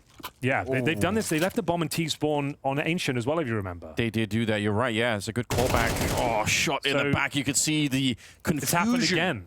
Yeah, like, that's too much, isn't it? It's great to be... Take the bomb with you. Yeah, somebody, anybody. That's some rookie shit right there, I'm afraid. Oh, it's happened twice in one series, and you got away with it the first time, but you definitely didn't this time. He's still trying Belchenok. I mean, yeah, the thing is, without the smoke, he would have tried to just run straight through, and he would have, you know, tried to take the fight, but obviously not going to be possible. Okay, well, that's something we can criticize PVISION for. Oh, absolutely. You're up against two rifles there, and you are trading them out, no problem. You had the man advantages, you had good space on the map, but you forgot the all-important C4, I'm afraid. That's a tilting moment. I think Dust2's not going to be happy with that. You don't love to see that at all. And like, this is what you're up against. That was the danger. And somehow the round falls apart. Like, no one's even considering they might be in towards T-spawn. Wow, it's devastating. If you ever make your way to the grocery store and you forgot your credit card, you can't, you know, you've already put everything in the... I think they forgot the house keys at this point. House keys. They're not getting it back in. Out. Oh, no. It's not good. Round number 7, though. Yeah, okay. I like that. Thank you, boys. The bomb's still there. Let's have a permanent picture-in-picture. Just doesn't leave. All right. Never leave home without it. There we go. Let's just keep that on, yeah. We'll have perpetual bomb cam. Oh. So many things to juggle, though. And it is because James does like doing these very elaborate starts of the round where they have so many options. Okay, we've got it, boys. It's going to be the bomb recovered, thankfully, as we go into an A execution here. James on the AWP. We've got players towards the palace. Going to go for that traditional wall of smokes towards the steps and jungle area. Molotov towards the bomb site and shadow. You like this forward position for Ken? Is he in a good spot right now? I actually think that's a perfect spot for this, yeah. He's going to have to dodge and weave the flashbangs, but he needs his teammates to set him up. We need Shush to be providing shots through the smoke, setting him up. Well, let's see if Shush can have a big enough presence to make this position efficient. All of the grenades down, you already went through them here. Counter grenade coming out. Yeah, he's really trying to soak it up, and it works perfectly. What a great setup that is. And now they just need a little bit more. Kaspersky, unfortunately, I think he went down without even a chance to fight back here. Belchenok has opened up the bomb site. It's 2 big kills to begin with. Snappy and Wrinkle. Can they do anything to recover it? They do have the kit and some smokes as well. I think if they get 1 kill, it's on for the retake. Deep grenade. Oh, it's so close. That would have been a touchdown. They're going to do it the old-fashioned way instead. Snappy ducking and weaving back towards the bomb site. He re-engages and takes down Shui. Now, James, he is the master of these kind of clutches. He's got the Molotov as well. This is very dangerous. If they mess this up with timing, good flick, and now back in the corner. He goes for it. He's going to get 1 more shot, and it's a leg shot. How did he survive? The leg shot from the no-scope. You would think that's enough to do it, but 85 damage. Didn't have time to deploy the Molotov. It's so close, but it's a couple of miracle rounds now for NiP. The bomb left in T-spawn. The no-scope that doesn't quite connect. And all of a sudden, this series is right back on. It was looking like a guaranteed round there for PVISION, especially with James hitting shots like this. The no-scope, and it's not quite enough. Yeah, nice indeed, boys. They're believing again. They were down in the dumps after a world-class performance there from Kaspersky on Ancient. 30 kills wasn't enough to win, but now they're in the driving seat, 5-2. The money should be weak. There's certainly enough for a partial buy. You could justify a force. Everyone's hovering around $4,000. And I say that because we're 3K on Nota, 3K on Jane, but 4K for Zello and Zwei. So you really need to pick your poison here. Do you try and punish the fact that CTs will be low on resources as well and go all in? It could be an absolute disaster, or you take the partial and keep running these set pieces. I'm so glad you set that up for us, though, with the can set up for it. It was a very educational moment right then, because you could see how it works out. And Shush understood it. Like you said, he threw the grenade out. He's really making sure they know. Spamming some bullets, taking all the aggro. As long as he gets one, provide some covering fire. And there we go, set piece again. James loved these little pop plays in towards the A side. It's going to be more of the same here. Tech9's across the board. You might even try and play in front of the utility for the surprise element. Deploy the smokes and then make your way in with a couple of flashbangs before they bloom. Let's see. Fuse has been lit. They are ready to go on this A pop as soon as they get James a little bit closer. He's going to be smoking up that window in the middle. And the rest of them, they're all set up to go. They have quite a lot of utility in this round, so quite curious if that's going to be enough to force at least a bomb plant. That would be the first step in the right direction here. Counter utility coming out already in the palace, trying to hold them back as much as they can, but they're ready to go. They've thrown whatever they had. They've got a couple of Molotovs left right now, but that bomb plant is crucial. Nice spray down. Shush, again, being a valuable player towards that CT spawn position. The bomb is being planted in front. It's so close to connecting there on the spray, but not quite. And Nota, don't know how he manufactures that kill, but he does. Through the smoke, takes down Kaspersky. A 4 versus 4, and at range, that's a Tech9. The 100 kilometers still makes it work. He finds one more shot, takes down Shush. It's outrageous what they've been able to do with the Tech9 so far. 2 versus 2, and that bomb is now ticking. Yes, they've got kits, but you've got to be careful here. Don't want to be losing even one more player, and they might just be forced into that wrinkle. I don't know how he does it either. Sway's on a bit of a mission now. He's got 3 kills, but they're inside of the smoke, and it's an awkward angle. He doesn't quite guess it. The defuse is in. It's another very close round, but it goes the way of NiP. Oh, so close, yet so far. Time and time again, these rounds are getting beyond frustrating now for PVISION. That was the partial buy. It was the A execute. They apply a lot of pressure to keep them very humble, but it comes down for the last couple of kills once again, and with the Tech 9 in hand, and there's a smoke down, unless you get the instant dink there, you're not going to be able to deny that 5-second defuse. Great work. Decent effort there, but as I mentioned, you need the instant dink. Not going to happen. And I think he only had 2 bullets left in his Tech 9 anyway. So, we're not done yet, though. Sure, it's a great start for NiP, but 6-6 still possible, and they're on the breaking point of financial ruin. Yeah, all the pressure. I mean, they've been winning the rounds here on NiP, right? 6-2 feels like a very good scoreline, but you've got to keep in mind the money. Shui, 9 kills. He's been doing well. Belchinox still. Oh, that is a big pickup. James catching Wrinkle. Yeah, he's put to sleep back there. That's not what they were hoping for at all, then. It's not that PVISION are immediately in position, but that's also, you know, it tells you a lot about the math on the CT side when you find 2 people like that. And they are actually pushing a little bit on the ramp. I kind of like this. They must have known that it was a bit of a line of defense because of it. Hello. It's an opportunity right here. Shush gets one. He can't escape. He wanted the AK. He wanted to get back down into the shadows. Not going to be possible. 50 seconds now. And a 3 versus 4. The bomb is being brought in. This is looking like one of the best rounds possible yet for PVISION. Oh, I think he might be onto something there, but they are not guaranteed to win it. They might be right now. It's going to be Snappy. Okay, yeah, they are. I take that back. It was a foolish thing to say. They are going to win this round. Snappy won't be clutching this with an AWP B-bomb site. You know what I realized? Because Ken, I think, was, you know, he was saying, good job, Wrinkle, but he was rolling the R's, and I realized his name sounds so much better when you can say it like that. Wrinkle, like... Wrinkle. Yeah, Wrinkle. Wrinkle, man. Sounds sick. Nice work. But finally, PVISION have something to work with here. As I mentioned, Anders, the money should be in a very precarious spot going forward. These rounds have been very close. End of the day, it is all about the money, isn't it? It's all about the money. Always has been, really. It's what makes the world go round. Shout out capitalism one time. Yeah, it's done pretty well in the last 100 years. Been on a good run. Might come to an end, but... It feels like it might be, actually. It does feel that way. Yeah, here we go. This is the nightmare scenario. You have that great start, but the rounds have been so close. You're praying for a miracle here. Can you apply enough pressure with these SMGs to make them uncomfortable? You certainly have, but no real damage inflicted. Sway will be popping open smokes. Looking to pop open some heads as well. A challenge towards the window position from Ken, but... see what he can do with a Desert Eagle. Not the ideal weapon for the job. It'd be such a treat for NiP if they could find a way. What is this crouching stuff, Snappy? That is an absolute rat play, if I've ever seen one. Oh, you'll take it all day long. The rat taking down the baby squirrel. That is, yes. That's probably, they probably would happen, wouldn't it? The battle as old as time itself. Oh no, I can't believe he got away with it. Kaspersky, oh, they're doing it. Bursting them down. How are they getting away? This is sick for NiP though. And good calling from Snappy. He's let himself off the leash, but the team too. He's saying, you know what, we're probably not going to win this round. Do whatever you feel like, and it's actually worked out very, very well at the moment. 2 players left here. Bomb is going to be planted, so that's at least a step in the right direction here. PVISION absolutely need to win this round. And as long as James is alive, I'm never really going to count them out. Let's see what he could do with the AWP. He's not going to be shot in the back here. All the fights are in front of him, and that's a big deal. Easy shot on the first one.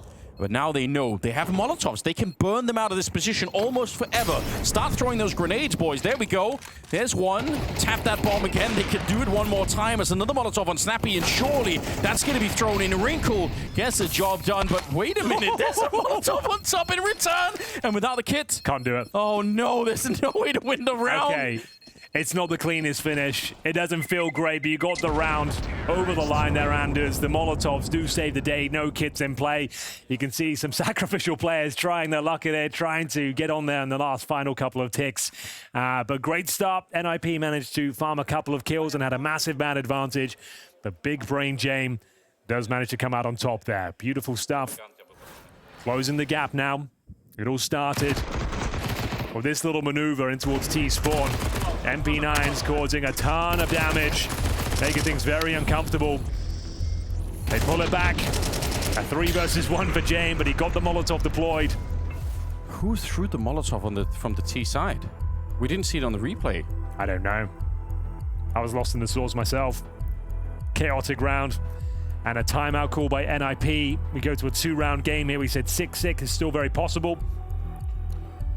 And that was the force by Anders. Oh, yeah.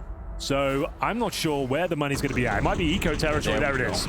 So he just about got it off. He bounced it off the bomb side wall as well. Clutch moment in itself. It is, yeah, it turns out. Because they were low, they were isolated, locked out of the bomb site. And we have got MP9s, a FAMAS, a saved AK. That helps out quite nicely with the resources. Saving that AK is massive for them. Yeah, that's... I mean, if not for that, they really would have been very poor in this round. Oh, absolutely. Trying to get that shot, but again, you're always going to be smoked up on this map. Look at the speed here. No helmet, I think, for Kaspersky. He's dead, and so is Snappy. They tested this bomb site earlier. Oh, not again. Another Molotov. Dude, it's the same kid as well. I don't want to be seeing that too much, but you know what? It doesn't matter once again. It's just they win so early taking that B bomb site. That's 2 rounds where, in spite of the fact that there's a double setup there for the NiP, they can't hold on. I think it was Zello the first time. I don't want to spread false information around. But it would be funnier if it was the same person. I'm not going to lie. But still, they win the round. It's the only casualty they take. It's all fine. It's just a bit of fun. I guess it shows the level of commitment and hype that they have. Yeah. You know, they're throwing themselves into the battlefield, into the fire. The absolute bloodlust. Whatever James tells me to do, I will do it.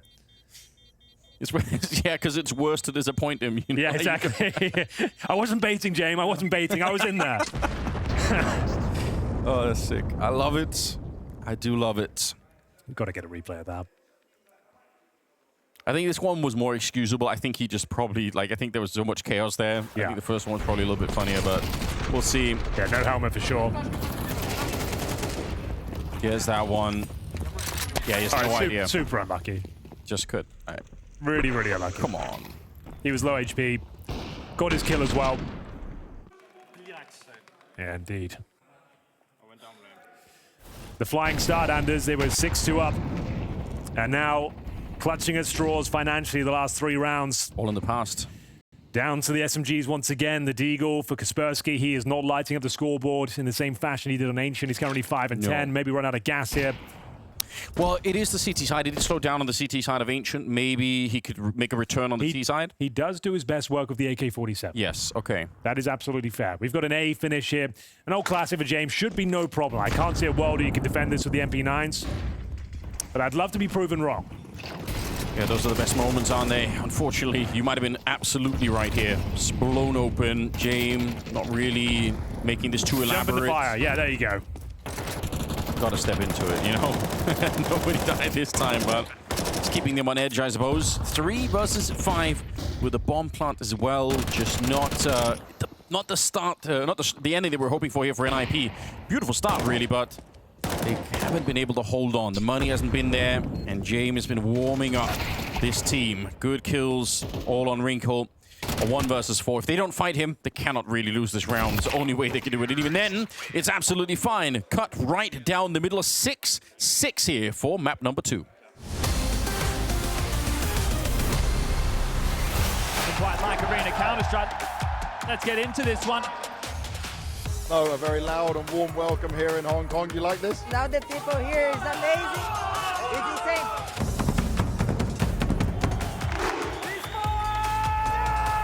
Wouldn't it be cool if we open the show? Packed out Moody Center, bro. I would kill this. All right then. How would you do it? First, I'd remind them where we are. Austin, Texas. This state has been the beating heart of Counter-Strike for 25 years. You know who's waiting for you backstage. They want to hear your hype. They want to feel it. 6 teams enter the arena, but there is only one prize waiting on this stage. Lisboa, make some noise! I hope that USA people cheer for us. Do you feel it? Your heart pounding with anticipation. That shiver down your spine. Counter-Strike lives within us. From the bottom of your heart, let me hear you!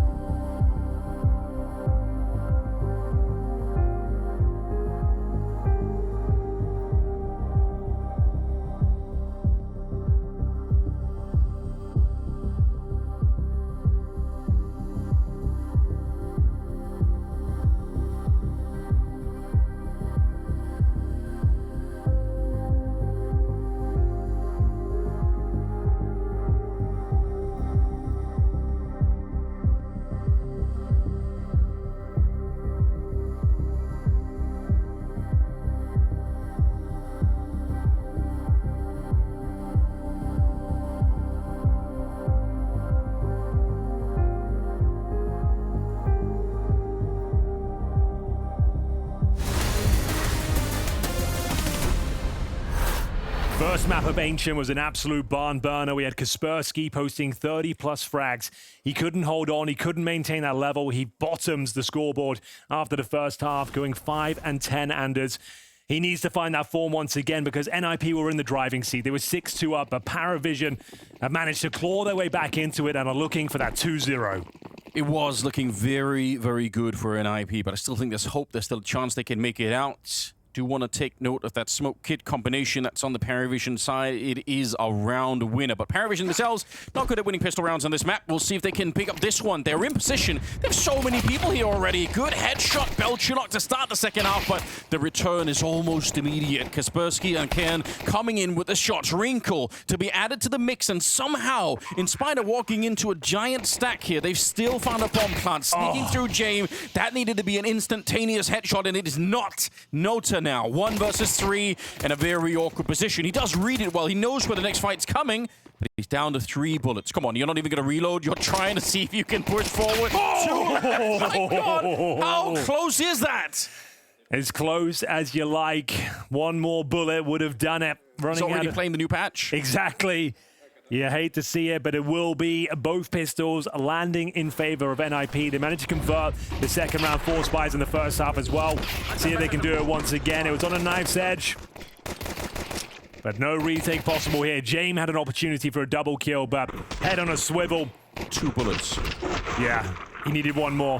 It might have been enough, but we are going to see the full eco here, which makes sense, but they are stacking the right bomb side. They got an HE and a flashbang as well. I've seen it too many times in the last couple of months. Full USP victories. It can happen. Trust me. Oh, I don't want to believe it. I feel like NiP have fought so hard. They did on Ancient. It can happen. I'm not saying it's going to, but the last month has been a bit of a nightmare for these sort of rounds. And high-level CS. We'll start with Zello. Should be fine with that opening kill, but they are coming into the Lion's Den now, but those Lions are sleeping. Kaspersky finding some form here. Just 1 kill picked up. All is well in the NiP camp. They get past the pistol and the second round eco. Guns will be coming out in the third here. You could see what happens, though, on that ramp if you lose the opening duel and then the grenade lands, and then like it just gets worse and worse. But Kaspersky taking care of business. Like you pointed out, this is the side of the map that he's going to be a little bit better on. He's got the Galil for now, but when he picks up the AK, pretty dangerous. Just getting those confidence frags. It might not seem like much, but it's getting 3 on the board and seeing your scoreline improve. Yeah. It does wonders for your mental as a pro player, especially one of the younger guys as well. Let's have a look. What have we got to work with on the CT side? Famous for Sway, M4's otherwise. Missing some key pieces of util, no defuse kits, and we're picking up the pace. It's going to be that Famous to be tested first. Takes down Snappy. Zello will join him as well. Man advantage, but not for long. Back to a 3-on-3. I'm shocked that it is a 3-on-3. I feel like PVISION were really out of position for this play. That NiP, I don't know how they realized NiP, but they realized there wasn't going to be much of a defense here. They had to sort of stumble back onto the bomb side, PVISION. They still found a couple of kills. That's pretty impressive here. James, edge of the smoke. He's got the right idea, but unfortunately, Wrinkle stays tucked in behind the pillar, and he just can't quite find him. 2 versus 2. Bomb is planted, and they know that James is out there somewhere on top of the trash bin. In fact, Wrinkle, it's not an easy fight to take necessarily, and he can't follow it up against Nota. He's been alone this whole fight. Kaspersky's just here, playing for the afterplant. Smoke goes up, but it's a 10-second defuse. You're absolutely right. It's a long time. Even though he has to try and spam it through, he repositions here, realizing someone's inside. And it could not have been any better. Kaspersky is right back in the mix. Instant timeout call by Dust2 there. It was looking so promising, the 2v1, but no kit. That's the real gut punch maneuver towards the end there. They managed to get the opening kill. The second as well, technically a 5-on-3, but then Ken came to life, gets himself massive amounts of damage there. Wrinkle going to town with that AK-47, and what a spray transfer straight to the head of the defuser. They extend their lead. They go up 3-0 in the second half, 9-6. Think about how much it says about Kaspersky's mind that he repositions. He knows that the defuse is going to be happening on the other side of the box because they've already figured out where he is. So if he just stays up in the hallway and tries to spam 3, he's never, ever going to be able to hit that defuser. But on the other side, he absolutely could. And he did that the second that smoke went down. It was so well played. Obviously, the spray to follow it even better. I don't know if Kaspersky is quite like, I think that when I think of someone who is so much better on the T side than T side, I always think of Centaurus. Centaurus with an AK, Sure. world class, but he sometimes disappears on the CT side. That's a good point. We definitely saw that in the grand final over at EPL. I know, tragic. He was bottom fragger in that best of 5. You really hated to see that.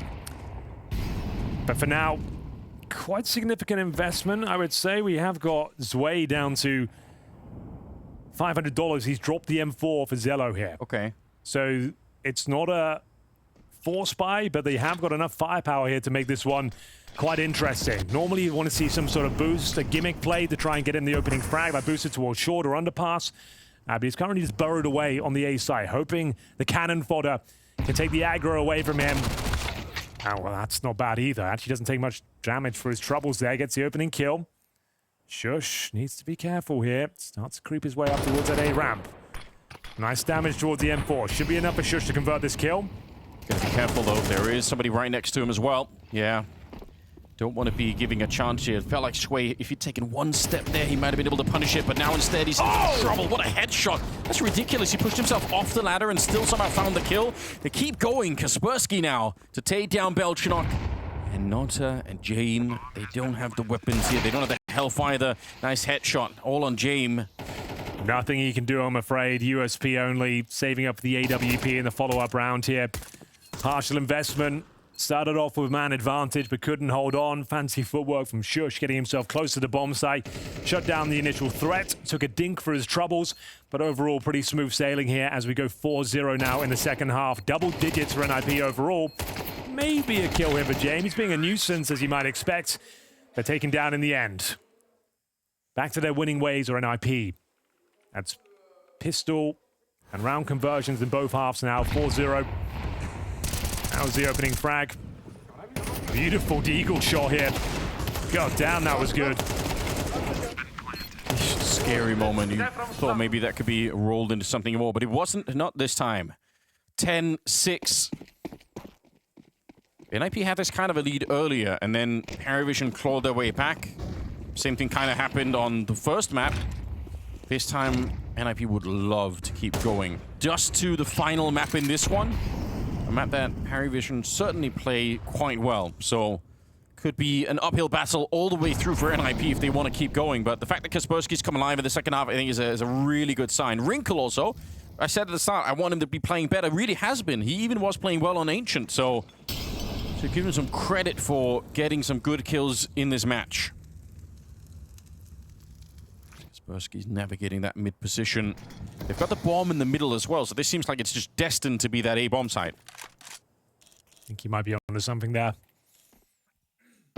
I've got players boosted up. Oh my. And players taken down. It's a couple of kills on either side of the coin here, but Wrinkle continues his rampage in towards the A side. That's round over. Zwei so far removed from the scenario. Yeah, don't even look into this one. You need to save this rifle. That'll have maximum loss bonus next round, but if you save the rifle, at least you can invest around that on the CT side. Those were some of the most synced up opening kills I've seen in a bit. They just happened exactly at the same time. Yeah, really nice control of the map. And a beautiful shot there from Wrinkle. Finds multiple kills there. Massive amount of impact. Taking all 5 players down, as I mentioned, is significant. Now it is just going to be a partial buy with the max loss bonus. I was going to say, tactical timeout feels necessary at this point. This one's slipping out of their grasp. Do you think Wrinkle on this team has the freedom to just keep playing with the AK? Like, would you need to pick up the AWP on the T side here if he's doing so well? The way they're playing right now, I don't think so. It's very Wolfpack CS. They're just grouping up together and brute forcing bomb sites. If anything, while this is working, keep them on the AK. All right. Yeah, I guess if they start to get challenged a lot by Jame AWPing on the other side, maybe you want to do something. But and you know he's not going to have the AWP this round, so you don't necessarily need it. I do like that. I think that would be good leadership on the side of NiP if they can sort of identify him. And this is really working for Wrinkle. Let's keep him in this space. That's snappy as well, hitting that shot. Nice work. And you thought you were safe, kid, but absolutely not. 1 round away from map points. As mentioned, you will not have the AWP on the CT side. They've gone all in with the max loss bonus. Zwei has brought out the auto shotgun. You don't see many of those these days. They come in and out of fashion, but we'll see what it can do with it. get close enough. Some open runway here for NiP to find map points. Take us to the third of Dust2, where I think we all want to go right now. Oh, yeah. It's been a great game. Lots of excitement. Lots of players jumping into the fire, putting their bodies on the line. Yeah, no one's been holding back. Absolutely. It's been a great adventure. And plenty of clutches as well. Oh, yeah. Missed Molotov in towards that ladder room. Ideally wanted to get in there, but grenade at least tickles Zello down to 60 points of health.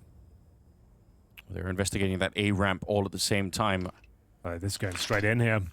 Smoke down towards jungle. They got pressure towards the A ramp as well. The A bomb site's pretty much wide open, Anders. You hate to say it, but you might be considering the save. You're right, though. They are so far out of position right at PVISION. It's so strange to see.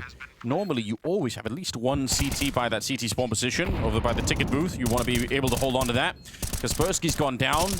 PVISION, they're meandering outside of the bomb site. I don't know if they want to commit. They nearly got canned through the smoke. Honestly, if they've got that, maybe that's it. They might. I think they're going to recommit to this in the last second. I think they're going to try and just lightning defuse this one while maybe NiP think it's all over.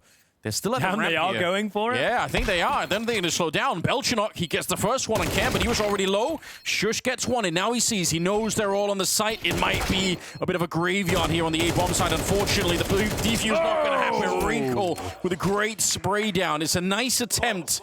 I mean, it's one of those moments you think if we lose this round, we go down 12-6. Like, there was a kid in play. Yeah. It didn't feel great going for it. It didn't look like they had much chance whatsoever, and you can see that reflected on the outcome. A scramble to get on top of the C4. A decent attempt, all things considered. If you find Wrinkle quickly there, maybe it's a different outcome, but Wrinkle holds his nerve, and we said, shall he keep the rifle? Well, the answer is the resounding yes, Anders, because he absolutely dominates with the long-range spray. Snappy's brought out the P90. We're going for a straight-up rush, boys. Lock in. You don't see this every day. The run and gun. Up against the auto shotgun. I don't know. He's what been year slow. is it? Yeah, I don't know, but the fact that he's already been discovered here is a bit awkward. Do you really want to commit to it now? I feel like the opportunity's kind of gone away now.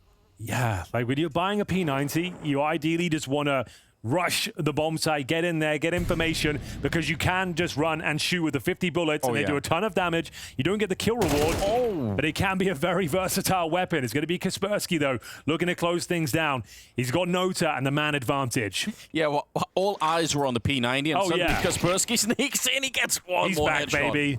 He's absolutely back. He just needs the AK. He was, what, 5 and 11 in the first half. He's now 16 and 15. We said the AK was his weapon of choice, and he's certainly showing us why. Really impressive work. Keeping his mental in the game, not folding. Bottom of the scoreboard, like you think you said at the start of it. Shush going to be taken down. CeeLo was trying to find something there. James and Trey, they're far apart right now. And the auto shotgun maybe could be upgraded along the way, but James will have to do most of the work here, trying to slow them down. Go on, give it to him. Give him the P90 kill. Yeah, well, Snappy, I think, is unfortunately might just get killed getting this bomb down. He's waited a long time, sneaking it. It's a very, very nice kill, but 25 seconds here, and now they're all coming for James. They know exactly where he is. Great headshot. Well, he's trying to see if he can navigate this. It's a 1 versus 4 clutch that's being asked of him. Got to push the smoke. Yeah. We'll try and go through it. A little bit of an incendiary to try and push him out. It's such a great shot as well, but not enough here. NiP will pick up the map and push us onto a third on Dust2. That's exciting. It absolutely is, Anders. That was a great game. NiP showing some great mental resilience there. It was PVISION creeping back into it. They tied things up at 6-6, but a flawless second half from NiP with all the fun guns you can imagine as well. We had auto shotguns and Daft Mike's favorite, the P90. Mike, what did you make of that? Always going to be good on that T side. The fact that Wrinkle's playing good, I mean, it's a really good baseline for the team. I think they could put them to the test. I think this could be a very exciting game. It's been all fire and fury up until this point. No one's really been playing boring Counter-Strike. You've got to give it to them.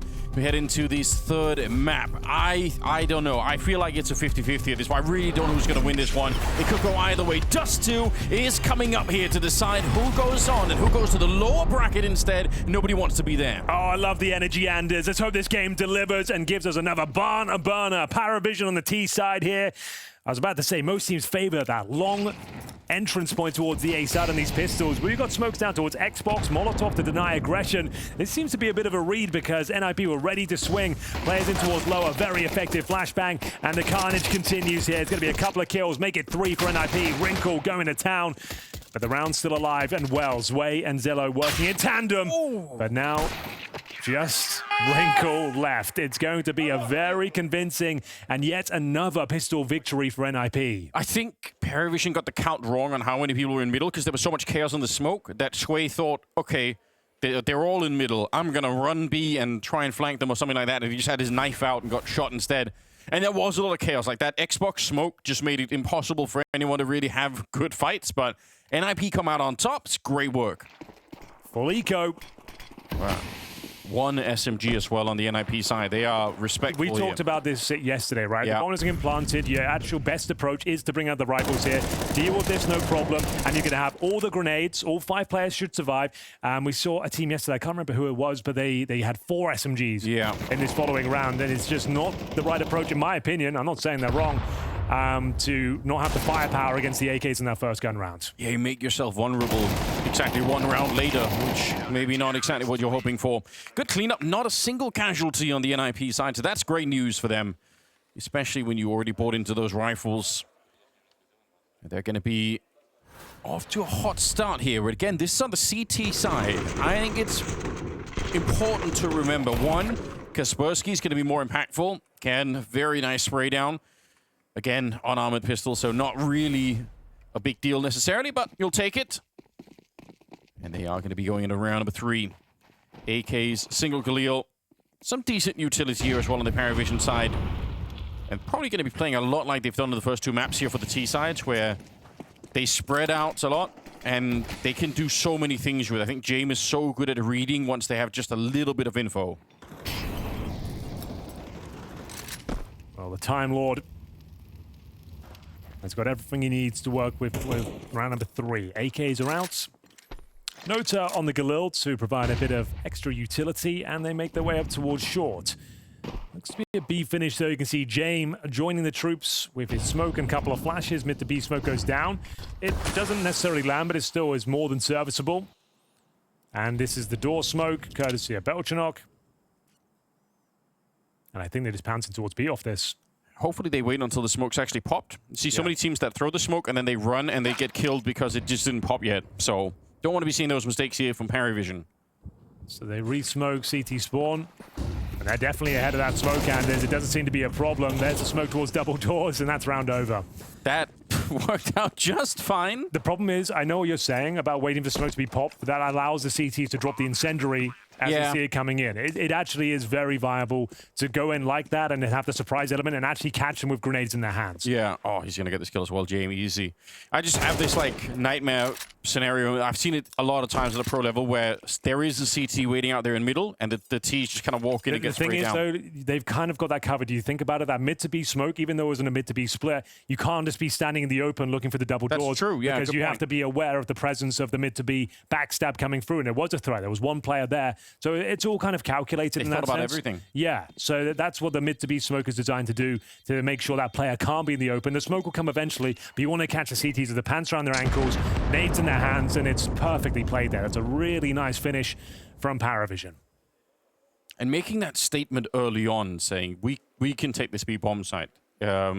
That's going to force NiP to respect them a little bit more.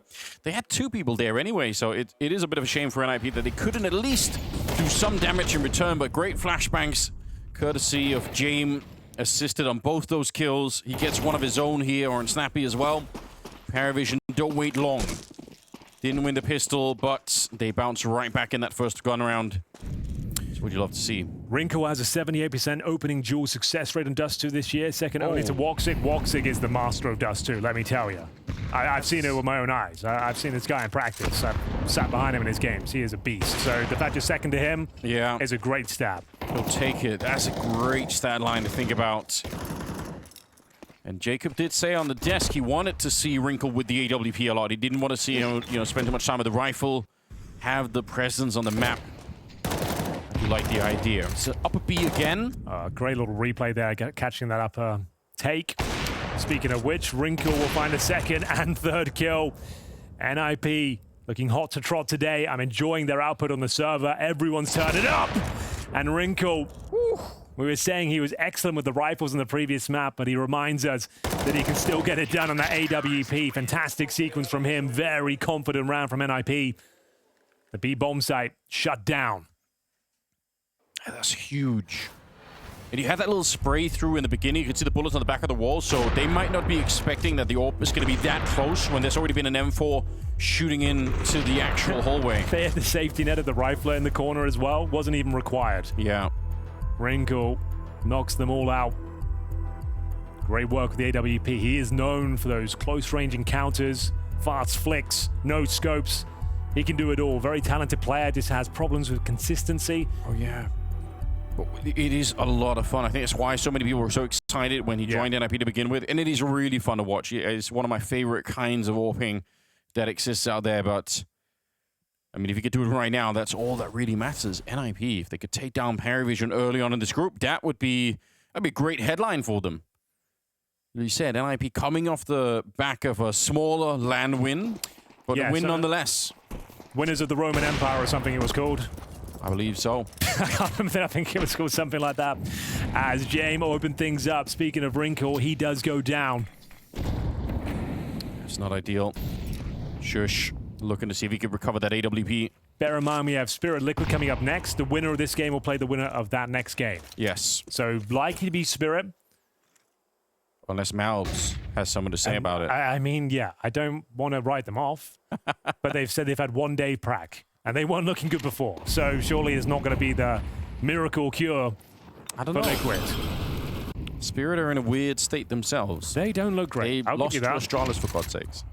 The Astralis look very good, Anders. Let's give them that. I know we like to have fun with Astralis, but I actually love that new roster. Like, I am joking. This new look Astralis is actually kind of impressive. I got to speak to Hooksy and the boys in the bar afterwards. After that tournament, got 3rd place, right? Yeah. But I said to him, like, this is the best Astralis roster since 2019. It's actually true. And it's the fact you've got rid of all the old recycled names. It's not the same old shit. No. And it's actually looking very promising. But that's neither here nor there. We have got a chance to find these saving players in towards the B bomb site. Really the hunt is on. Oh my God, they're coming for you. Such a quick save call here. Very aggressive. You've got to be careful of PVISION. They don't have a lot of money either. Look at the TCI. Oh, that's how they're getting the headshots. Oh, it's crumbled. NiP, that's one of the worst feelings, isn't it? You've already made the save call and you don't get to save anything at all. So you could have almost just fought for it anyway. And it's off the back of 1 kill in the middle from James taking down Wrinkle. What a kill it was as well. Yeah. Shutting down Wrinkle before things get out of hand. He was feeling himself after getting that triple kill. Goes to the mid peak against the old master and gets taught a lesson. Take a tactical timeout here. I assume it's NiP that call it. Finances will be a little bit precarious right now. Everyone goes down. They wanted to save 4 weapons. They leave with nothing. Great call to hunt them down as well. Managed to survive with a few players on the PVISION side of things.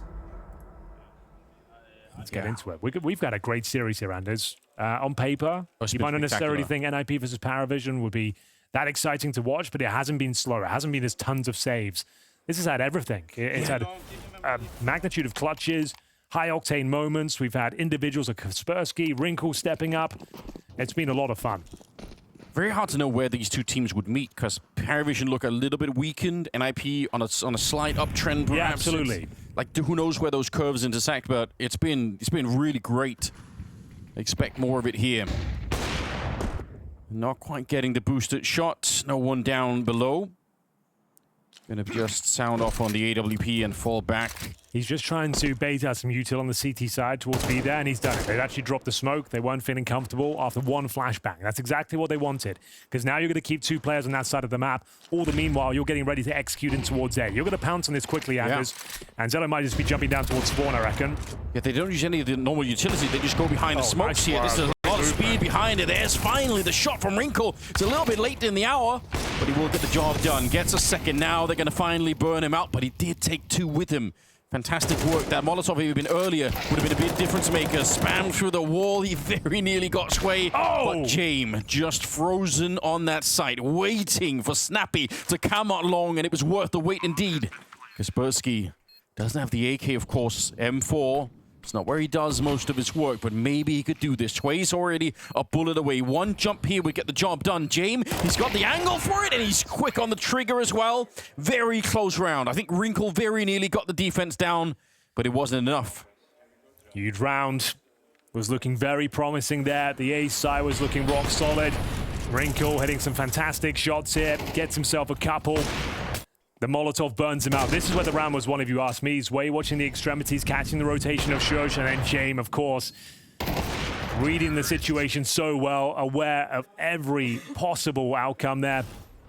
Hits that final bullet and sends NiP packing. We've got a full eco.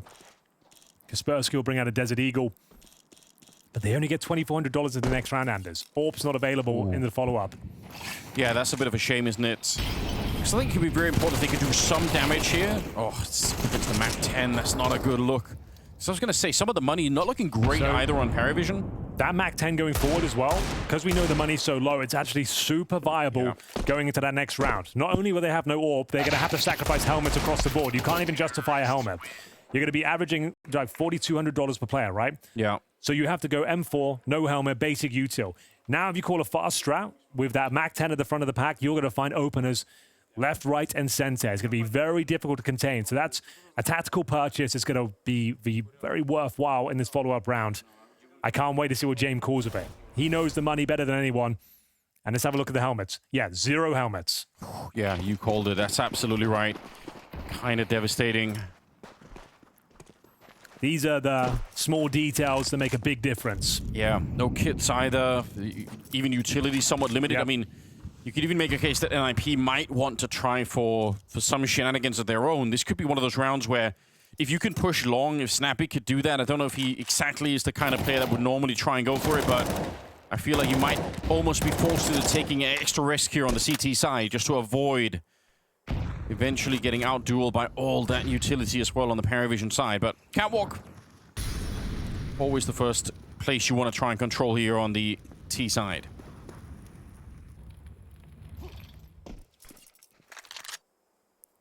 They don't even use the utility to clear Catwalk. They're so interesting.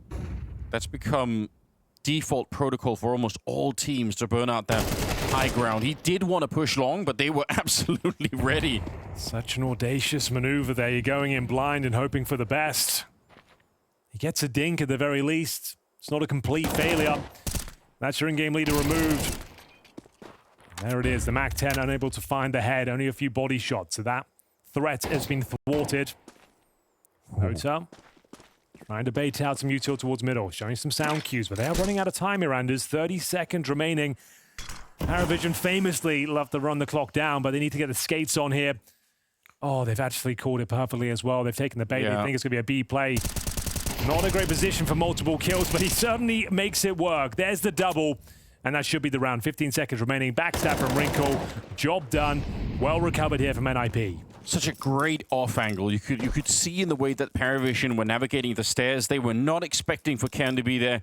A triple for him. He's up to 10, by the way. So very impressive impact he's had on the game so far.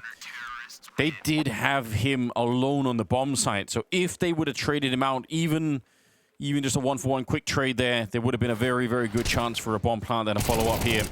Impressed that he was sticking around for that kill, even on the catwalk to begin with. That was not an easy fight to win, but yeah. Great work. Nobody's thinking about it.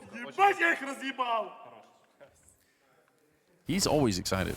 Playing behind those barrels can be such a scary prospect. Sure, you get the jump on them, but it's rare you see multiple kills from there. You have to have very strong aim, hold your nerve, dodge in flashes, and he did incredibly well, but they are still up against a very well-equipped PVISION here. Round number 9. It's been another quick first half. Not much saving, and anyone has tried to save, they get hunted down. Yeah. Okay, there's the protocol Molotov that they've been sparing otherwise. Oh, he actually sees just the elbow. What a great pick off from James. I can't believe it. Don't think Wrinkle can believe it either. Snappy, he lost this fight earlier. But this time he comes out on top against Belchinok of all people as well. That's a very nice pickoff, but they are very quick to follow it up. They want to put some pressure on here. Snappy trying to get back to help out Shush, but he's going to go down. Shot in the back. I can't believe Shush actually wins the fight and can. He comes in for the help. Takes down Jame. They're fighting from that CT spawn position right now. A minute on the clock. Wow. Great work from Silo. 1 versus 1, but he is at an enormous health disadvantage. No bomb plant. It's on the catwalk right now. He has to try and wait it out, but I don't think he's going to be able to do this. I think Kaspersky's going to be right on top of him. Look at how patient he's being. A very nice 1v1, and you could hear on NiP that means a lot. No bomb plant either, so the money on that T side is going to be under some pressure now. Oh, a lot of pressure, Anders, that's for sure. They won't have the loss bonus built up either. It was Jame finding this opening kill. This has been a great duel between him and Wrinkle. Back and forth we went. Zella with his double kill. You thought that might be enough, but it is going to be Kaspersky once again dominating. You give him an AK, he will find some impact. Yeah, they're feeling it right now. We have been treated to a very special game of CS today. I love the hype. Yeah, everyone's turning up.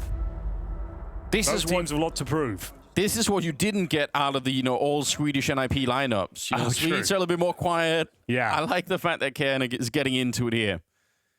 Well, interesting to see which way this one goes. I believe there is a buy available for PVISION. How strong it'll be is yet to be seen. So yeah, they get the rifles and the Galil, but you can see a distinct lack of utility. 3 players. Oh yeah, that's why he's gone for an MP7. You see him change it in spawn? Okay, yeah. He needed a smoke and a flash. He'd realized that we need to have some grenades here. But you know what, Henry? They got Kaspersky on the AK now. Oh dear. That's got to put a smile on your face. If you're an NiP fan, you want to see this right here. A couple of rounds left. They could have it in both of them here. That would be a big deal. He is going to be playing up towards that B bomb site, so right in their face if they try to hit this site, which they have a couple of times to varying levels of success, I would say. One time they ran into Wrinkle and it wasn't good at all. This time it's Shush and Kaspersky that are playing very nice overlapping fields of fire there if anyone shows up.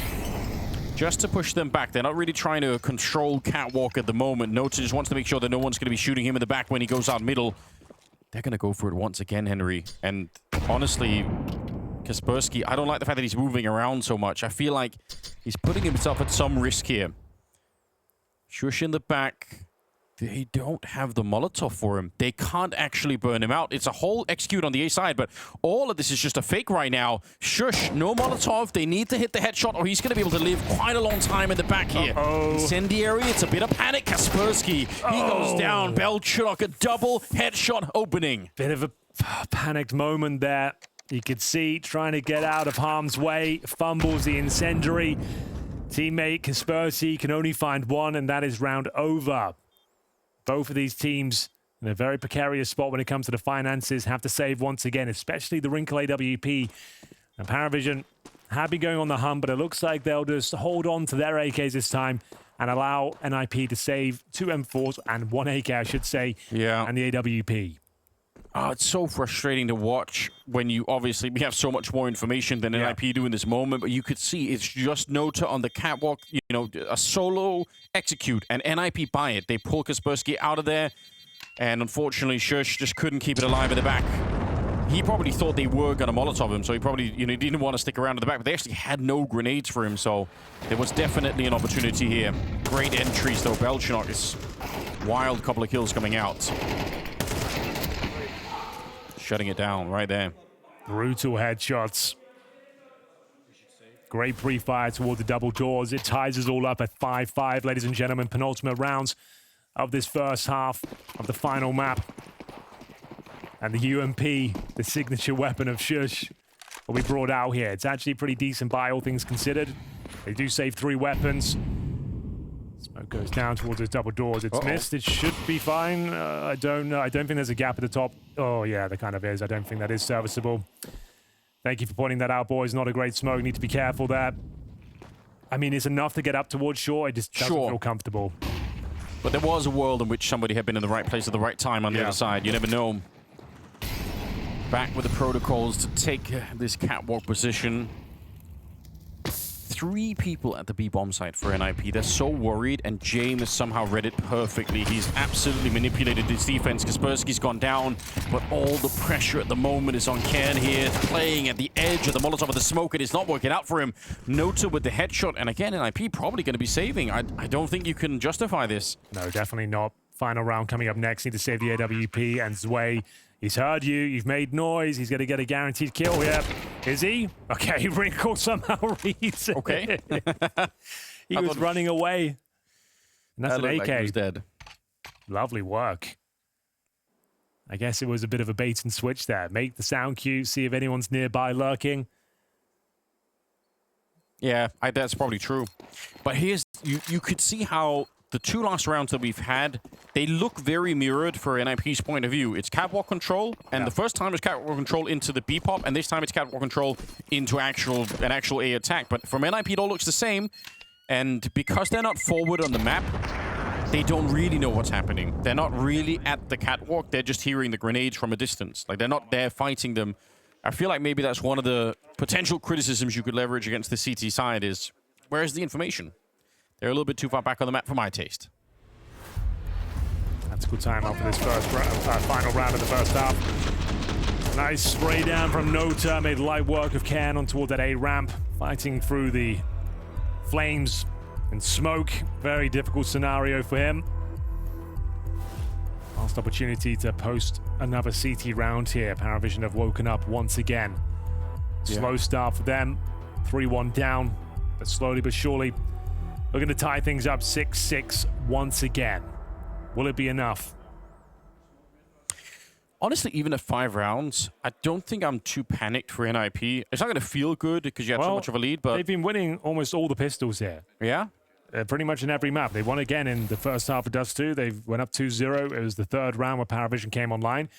So yeah, I agree. Even 5 rounds, it'll be fine. And again, Kaspersky's at 3 kills, you know? Yes, that will change. He's got to give him the AK-47 on that T side, let him off the leash, and he'll certainly show you what he's made of.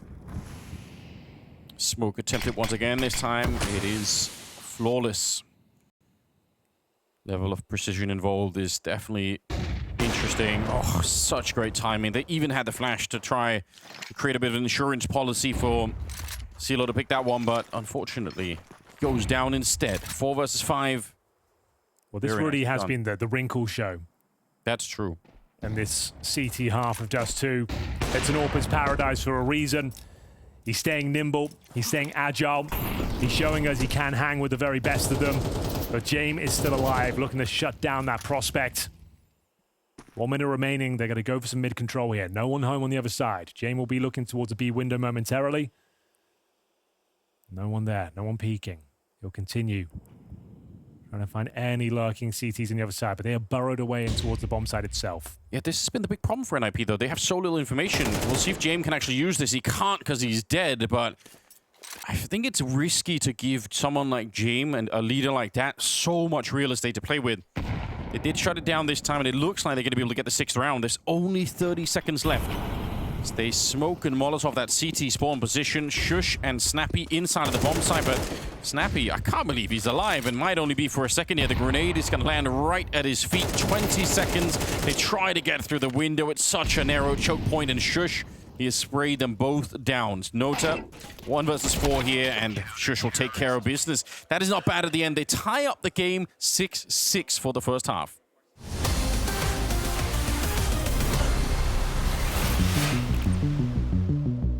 Dupree, he can't see a thing. They're right in front, diffusing the bomb. The smoke. Oh my God! Dupree taking 2 and falling back, going for the shot. You've got to be kidding me! Dupree winning the round. Hi, my name is Dupree. I'm a 5-time major champion, and I was part of the Astralis era.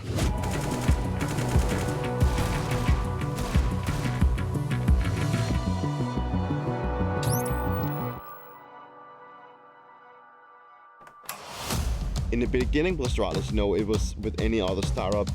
Remember the first shirt iteration we had, which was like a plain black shirt with this star that was printed on top. Just feeling that this was our own was something that actually mattered a lot to us. We were proud of what we had already created, and now it's more about we wanted and needed to get the results right to get it where we wanted it to. it really fast got pretty big, in my opinion. It rose to become something like more of a subculture back in Denmark. You could go and ask anyone on the streets in Denmark and they would know what Astralis was. And maybe they didn't like specifically in detail know what it was about, but they've heard the name before. It just blew into proportions that we never expected. I think for any Counter-Strike player that are playing this game competitively, it's about making a name for yourself. That's where the major comes in really handy. I think like the dream of winning one is what everyone wants to achieve inside Counter-Strike. But getting there obviously takes a lot of hard work and also some luck and everything. But when I first started playing Counter-Strike, I wanted to win my major. And if I could just win one major, then I would be very satisfied. Getting to the point where I feel like the team back in the days with Astralis that was capable of winning a major was like a really good feeling. You would go into the tournament and you would feel that we actually have the capabilities of winning this tournament. That felt really good.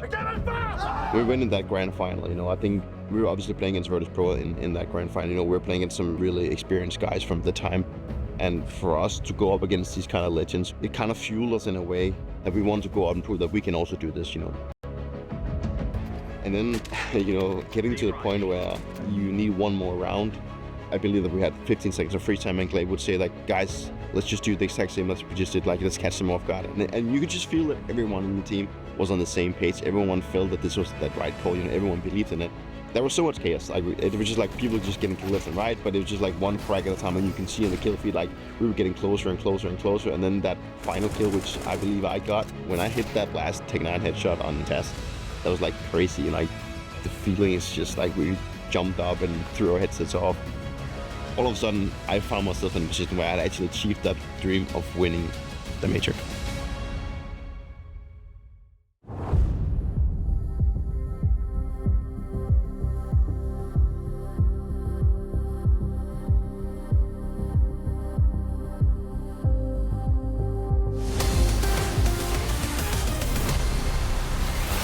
One of the best series so far. We're only on day 2. It's PVISION taking on NiP. And of course, Anders, we split it right down the middle. We wouldn't have it any other way. It's another slow start from Kaspersky, but we know once he gets on that T side and gets the AK-47 in his hands, all hell can break loose. He's currently 3-7, but let me tell you, that's going to change very shortly. Yeah, we'll check back in with that number in a couple of rounds and see what is going on there. A bit of a failed jump, but they're still going to be pushing the middle. 3 of them trying to see if they could follow up. Dooley's in front to lead the charge, and what a great headshot. Kaspersky not going to be part of this round. Ken and Wrinkle, they come back immediately. James at the distance, he was there to just supervise the troops, and he's going to get a kill as well for his efforts. 3 versus 3, and the bomb is out long. They are going to be having the smoke here for the cross, so that is definitely something, but with everyone from PVISION already in place, this is dangerous. At this range, the USP will have all of the advantage. You'd like to think so. And there it is, Jane putting it to good use, and we have got a 2v1 advantage. Down to in-game leader, Old Head, Snappy. To pick up the pieces here. He's 2-8 right now. 67 HP, bomb in his back. 1 flashbang to work with. And this is very PVISION. Let him play the round. Don't bring it down to separate 1v1s here. Sure, he'll get a plan out of this, but they're looking for the round victory.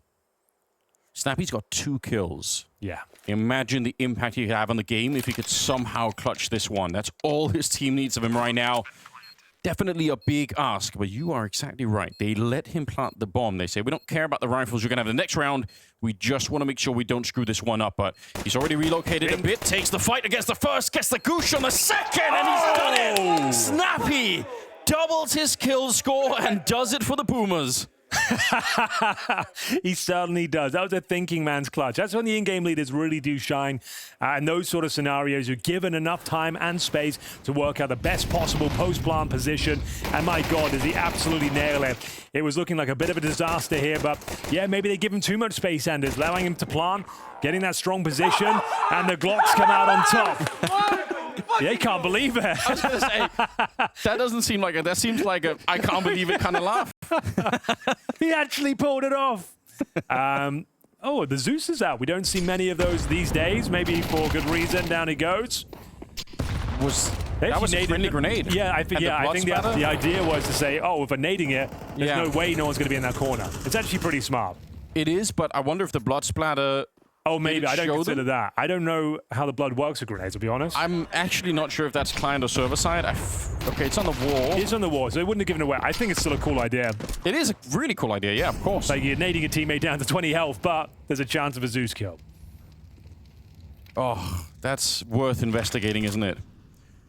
Smoke goes up. Bomb out on long, or at least near long at the moment, so anything could still happen here. Good work, Shush. They take care of Belchinok as well. Oh, wait a minute. Cello, how has he managed to do that? Okay. All of a sudden, the round's on. Oh, James got such a ratty position as well. Could be overlooked. He's quite low as well. One USP headshot and a body shot would do it, but good pre-fire. Wait a minute. Does he have another one? I was going to say, I thought he was going to challenge it. You hit such great kills already. Now, an AK. You'll give this a look in for sure, but saving the AK going forward is massive.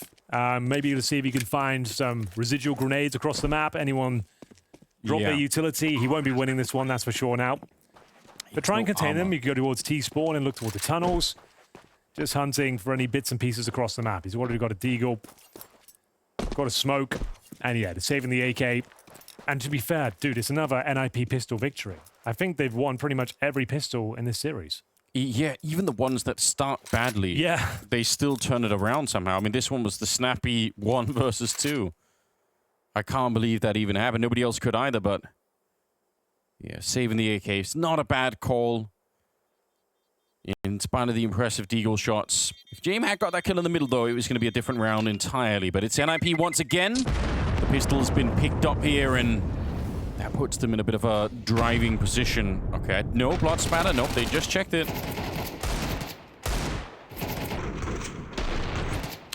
Such precise kills. That's wonderful to see, but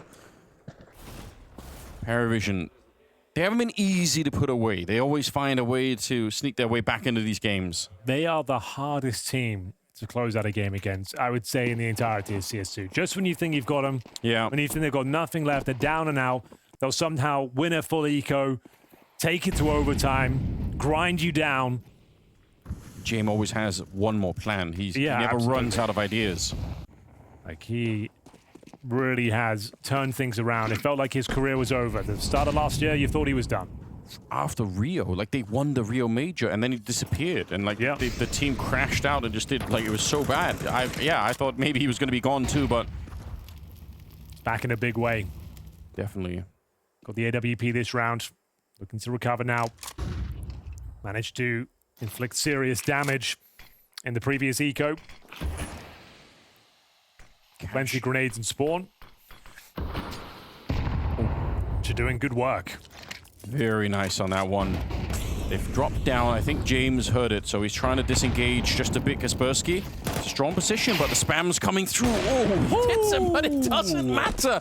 How do you keep your cool in that moment? You get dinked yourself and still recalibrate for the perfect headshot of the AWP. That is wonderful work. Ken, though, nice backstab. He's on for a double. Brutal aim, perfectly controlled. All of a sudden, the round's back on. 15 kills on Ken. That second one was disgusting. Bomb not planted yet. Shush takes a little bit of a moment to get that one. James in the middle will find it. And now it's down to the 1v2 here, but Shush, he's got the health advantage. If he can dodge the bullet at James, then he has a very, very good chance to win this one. Out on long, he just takes a peek, but he's got no idea they're right in front of him there. A bit dangerous. 22 bullets as well. Didn't even bother reloading. James, the first obstacle to overcome, but look at how patient he's being on the other side. He's waiting for Nota to get just a bit closer here. The communication has to be perfect. And he's waiting, Shush. Just deep breath. Oh my God, didn't even get a chance. You didn't see James for the longest time on short, and the 1 second that you turn your back, he's already there. Oh, James might be the GOAT. How is he always so good and always so well positioned? It's such a good read of the game. It's the level of patience that he has in those clutches. It's like he's got to be one of the worst people to be up against when time is low. Yeah. And it's just, you feel like the panic is setting in. Like, he's never going to be panicked. He's just in the right place. Perfect angle. Hitting the craziest shots. No problem. This is all 25 HP. He gets 3 kills. Yeah. Dumpsters them. Brings PVISION back to life. Shuts down the finances, and they're left with nothing. A Galil and a Scout, of course, is in the hands of the in-game leader. not your sniper. That would make too much sense. Yeah. We can't explain it, but that's why. What is going on? It's just a thing. Nobody can explain the science behind it. There's the replay. Oh my days. It's insane work, production. Sit down. Yeah, you might as well keep the pace going, Anders. They can win this round now. Yeah, hell yes. Try and see if you can put some speed behind it.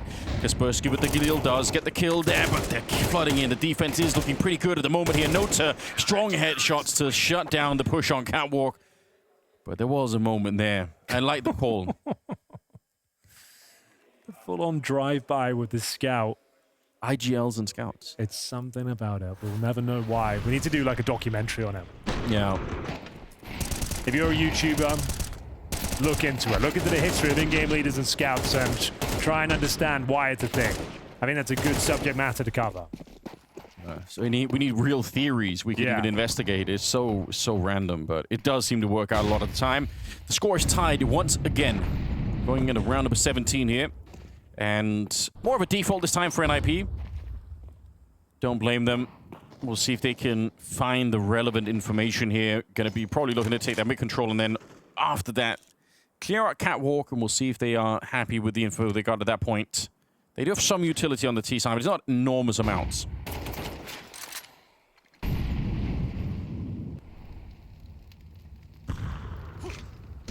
Oh, he's thinking about it.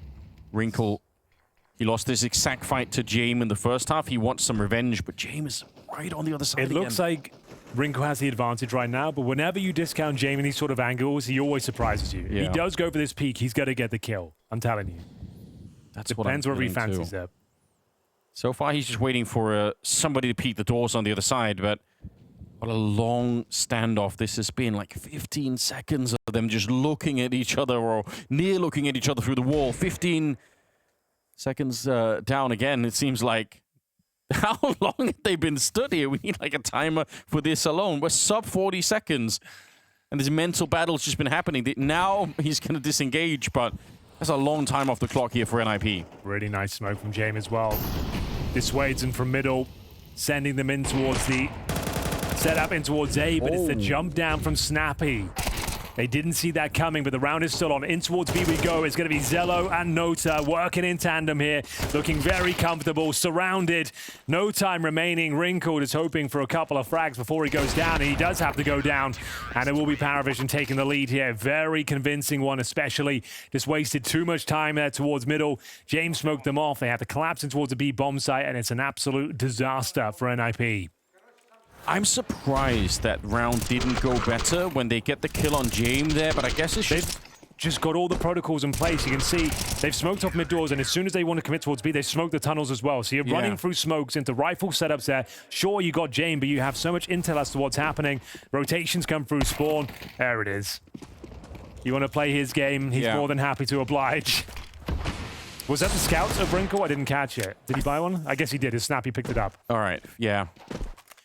So a bit of an unfair fight, perhaps. Oh, come on, lads. Don't feed him. He's warming Who's next? up. Go get the scout. Let's go again. Somebody else has to try now. Kaspersky hoping. Okay, that's a respectable fight to be winning. Deagle not going to follow it up, unfortunately, there. If they would have got that, it would have been a little bit of fun again. Oh, yeah, shush. Got your wish. He's picked up the scout, and James says, all right, let's go 3 for 3. Okay, 3 shots. 3 kills, takes no damage. James is in the zone. That is a dangerous place to be if you're an NiP fan. He's feeding the game well, outmaneuvering them each and every time, and now nailing shots of the AWP, looking absolutely locked in, laser focus. Yeah, that is not good news. And, you know, on the bad news front, not doing it again, are they? Scout again. But also Kaspersky, 5 kills. He hasn't got going. If you are just joining, he's got 30 kills on the first one of Ancient. He looked unstoppable. Recovered his game on Mirage after a slow start, but, well, sent for an early shower once again. Zwei with a double spray down. That feels like round. You've got, what, Wrinkle on the scout? He's going to find an AK at least, I think. Nope, he's not. Oh, God. I couldn't go any worse, really. No. You hate to see it. See that spray down from Zwei. Very comfortable, while blind on the second as well. Oh, sick. So Wrinkle will have to make do with the lesser of the snipers. 5 on 3. That could be another retrospective on this game. It's just the fact that they should have probably won Ancient NiP. If they do that, it's a 2-0 victory. When you've got Kaspersky playing like he was, like, you feel like your teammates let you down. You got 30 kills.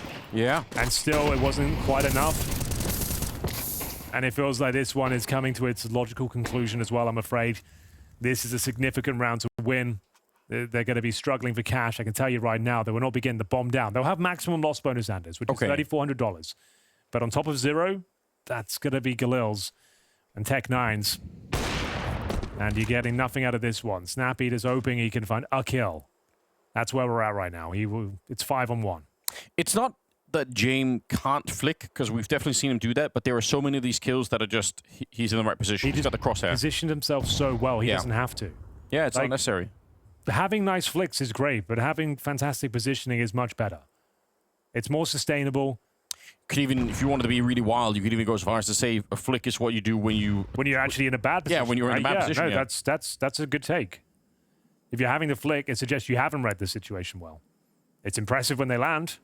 Oh, it's the most fun.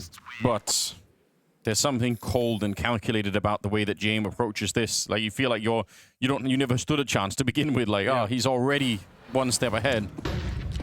The go. Really nice little spray down there. Second kill while blind, as mentioned. Belchnok, he's always so good. He holds onto his smoke until the very last moment that he feels they're committing, and they're always having to run through with a grey screen. You know you've lost. You can't fall back. Your teammates have committed. You just have to go through to your inevitable death. Yeah, it's got to be some hell of a speech you've got now. Even after that Belchnok smoke, right? He has more bullets. He doesn't continue to spray through the smoke. Like, there's a scout on the other side, so they're probably quite tempting to say, wow, what does it matter? Like, I might as well. But, like, the discipline is so high on PVISION. They really don't make a lot of these type of mistakes right now. Making it hard for NiP to just, find some lucky shots through or whatever. Like, it's tempting to do it, but good discipline. Belchnok's been playing a very good series overall.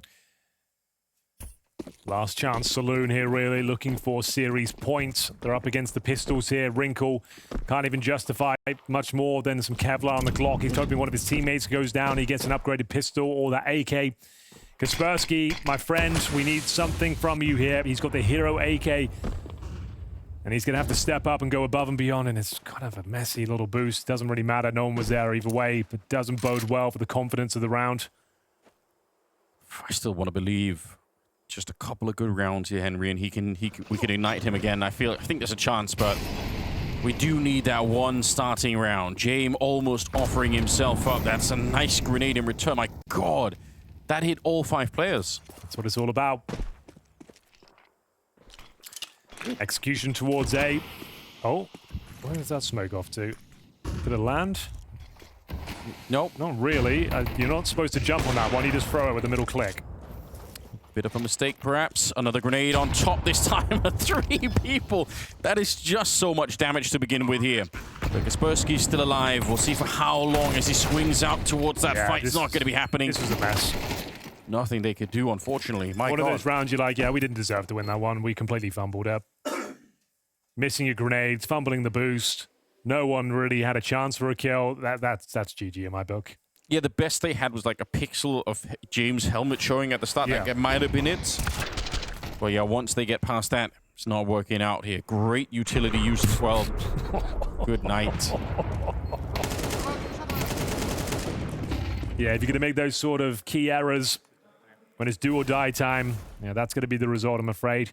4 rounds to put this one to bed, and PVISION aren't the sort of team that struggle to close out games. They're actually the ones who are always fighting back. True. They should be the ones to find a clean and concise finish, but time will tell.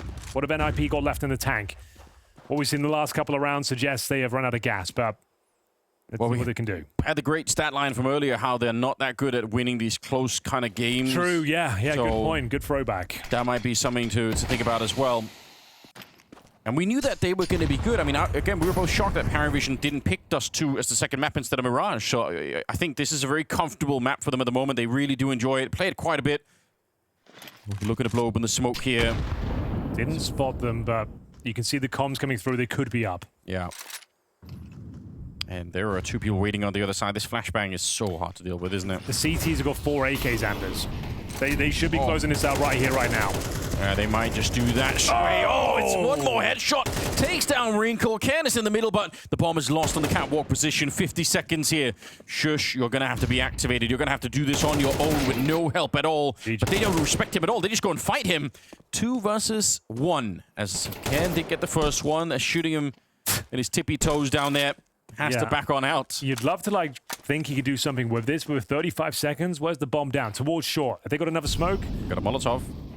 Oh, hold on. That missed, I think, completely. Oh, wait a minute. That could have given an opportunity. And now he's going to burn it out. Shui going to have to move out of position in the open, but he still gets the kill. A great quad for Shui in this round. And PVISION, they survive a bit of a scare against NiP here. I think this was a statement performance from PVISION, Anders. They crashed out in the group stages at EPL, but they've been in the lab all week, and it's reflected on the level of performance they're bringing today. Fantastic Dust2 in a great series, and hopefully we see much more where that came from. I've got to say, fantastic performance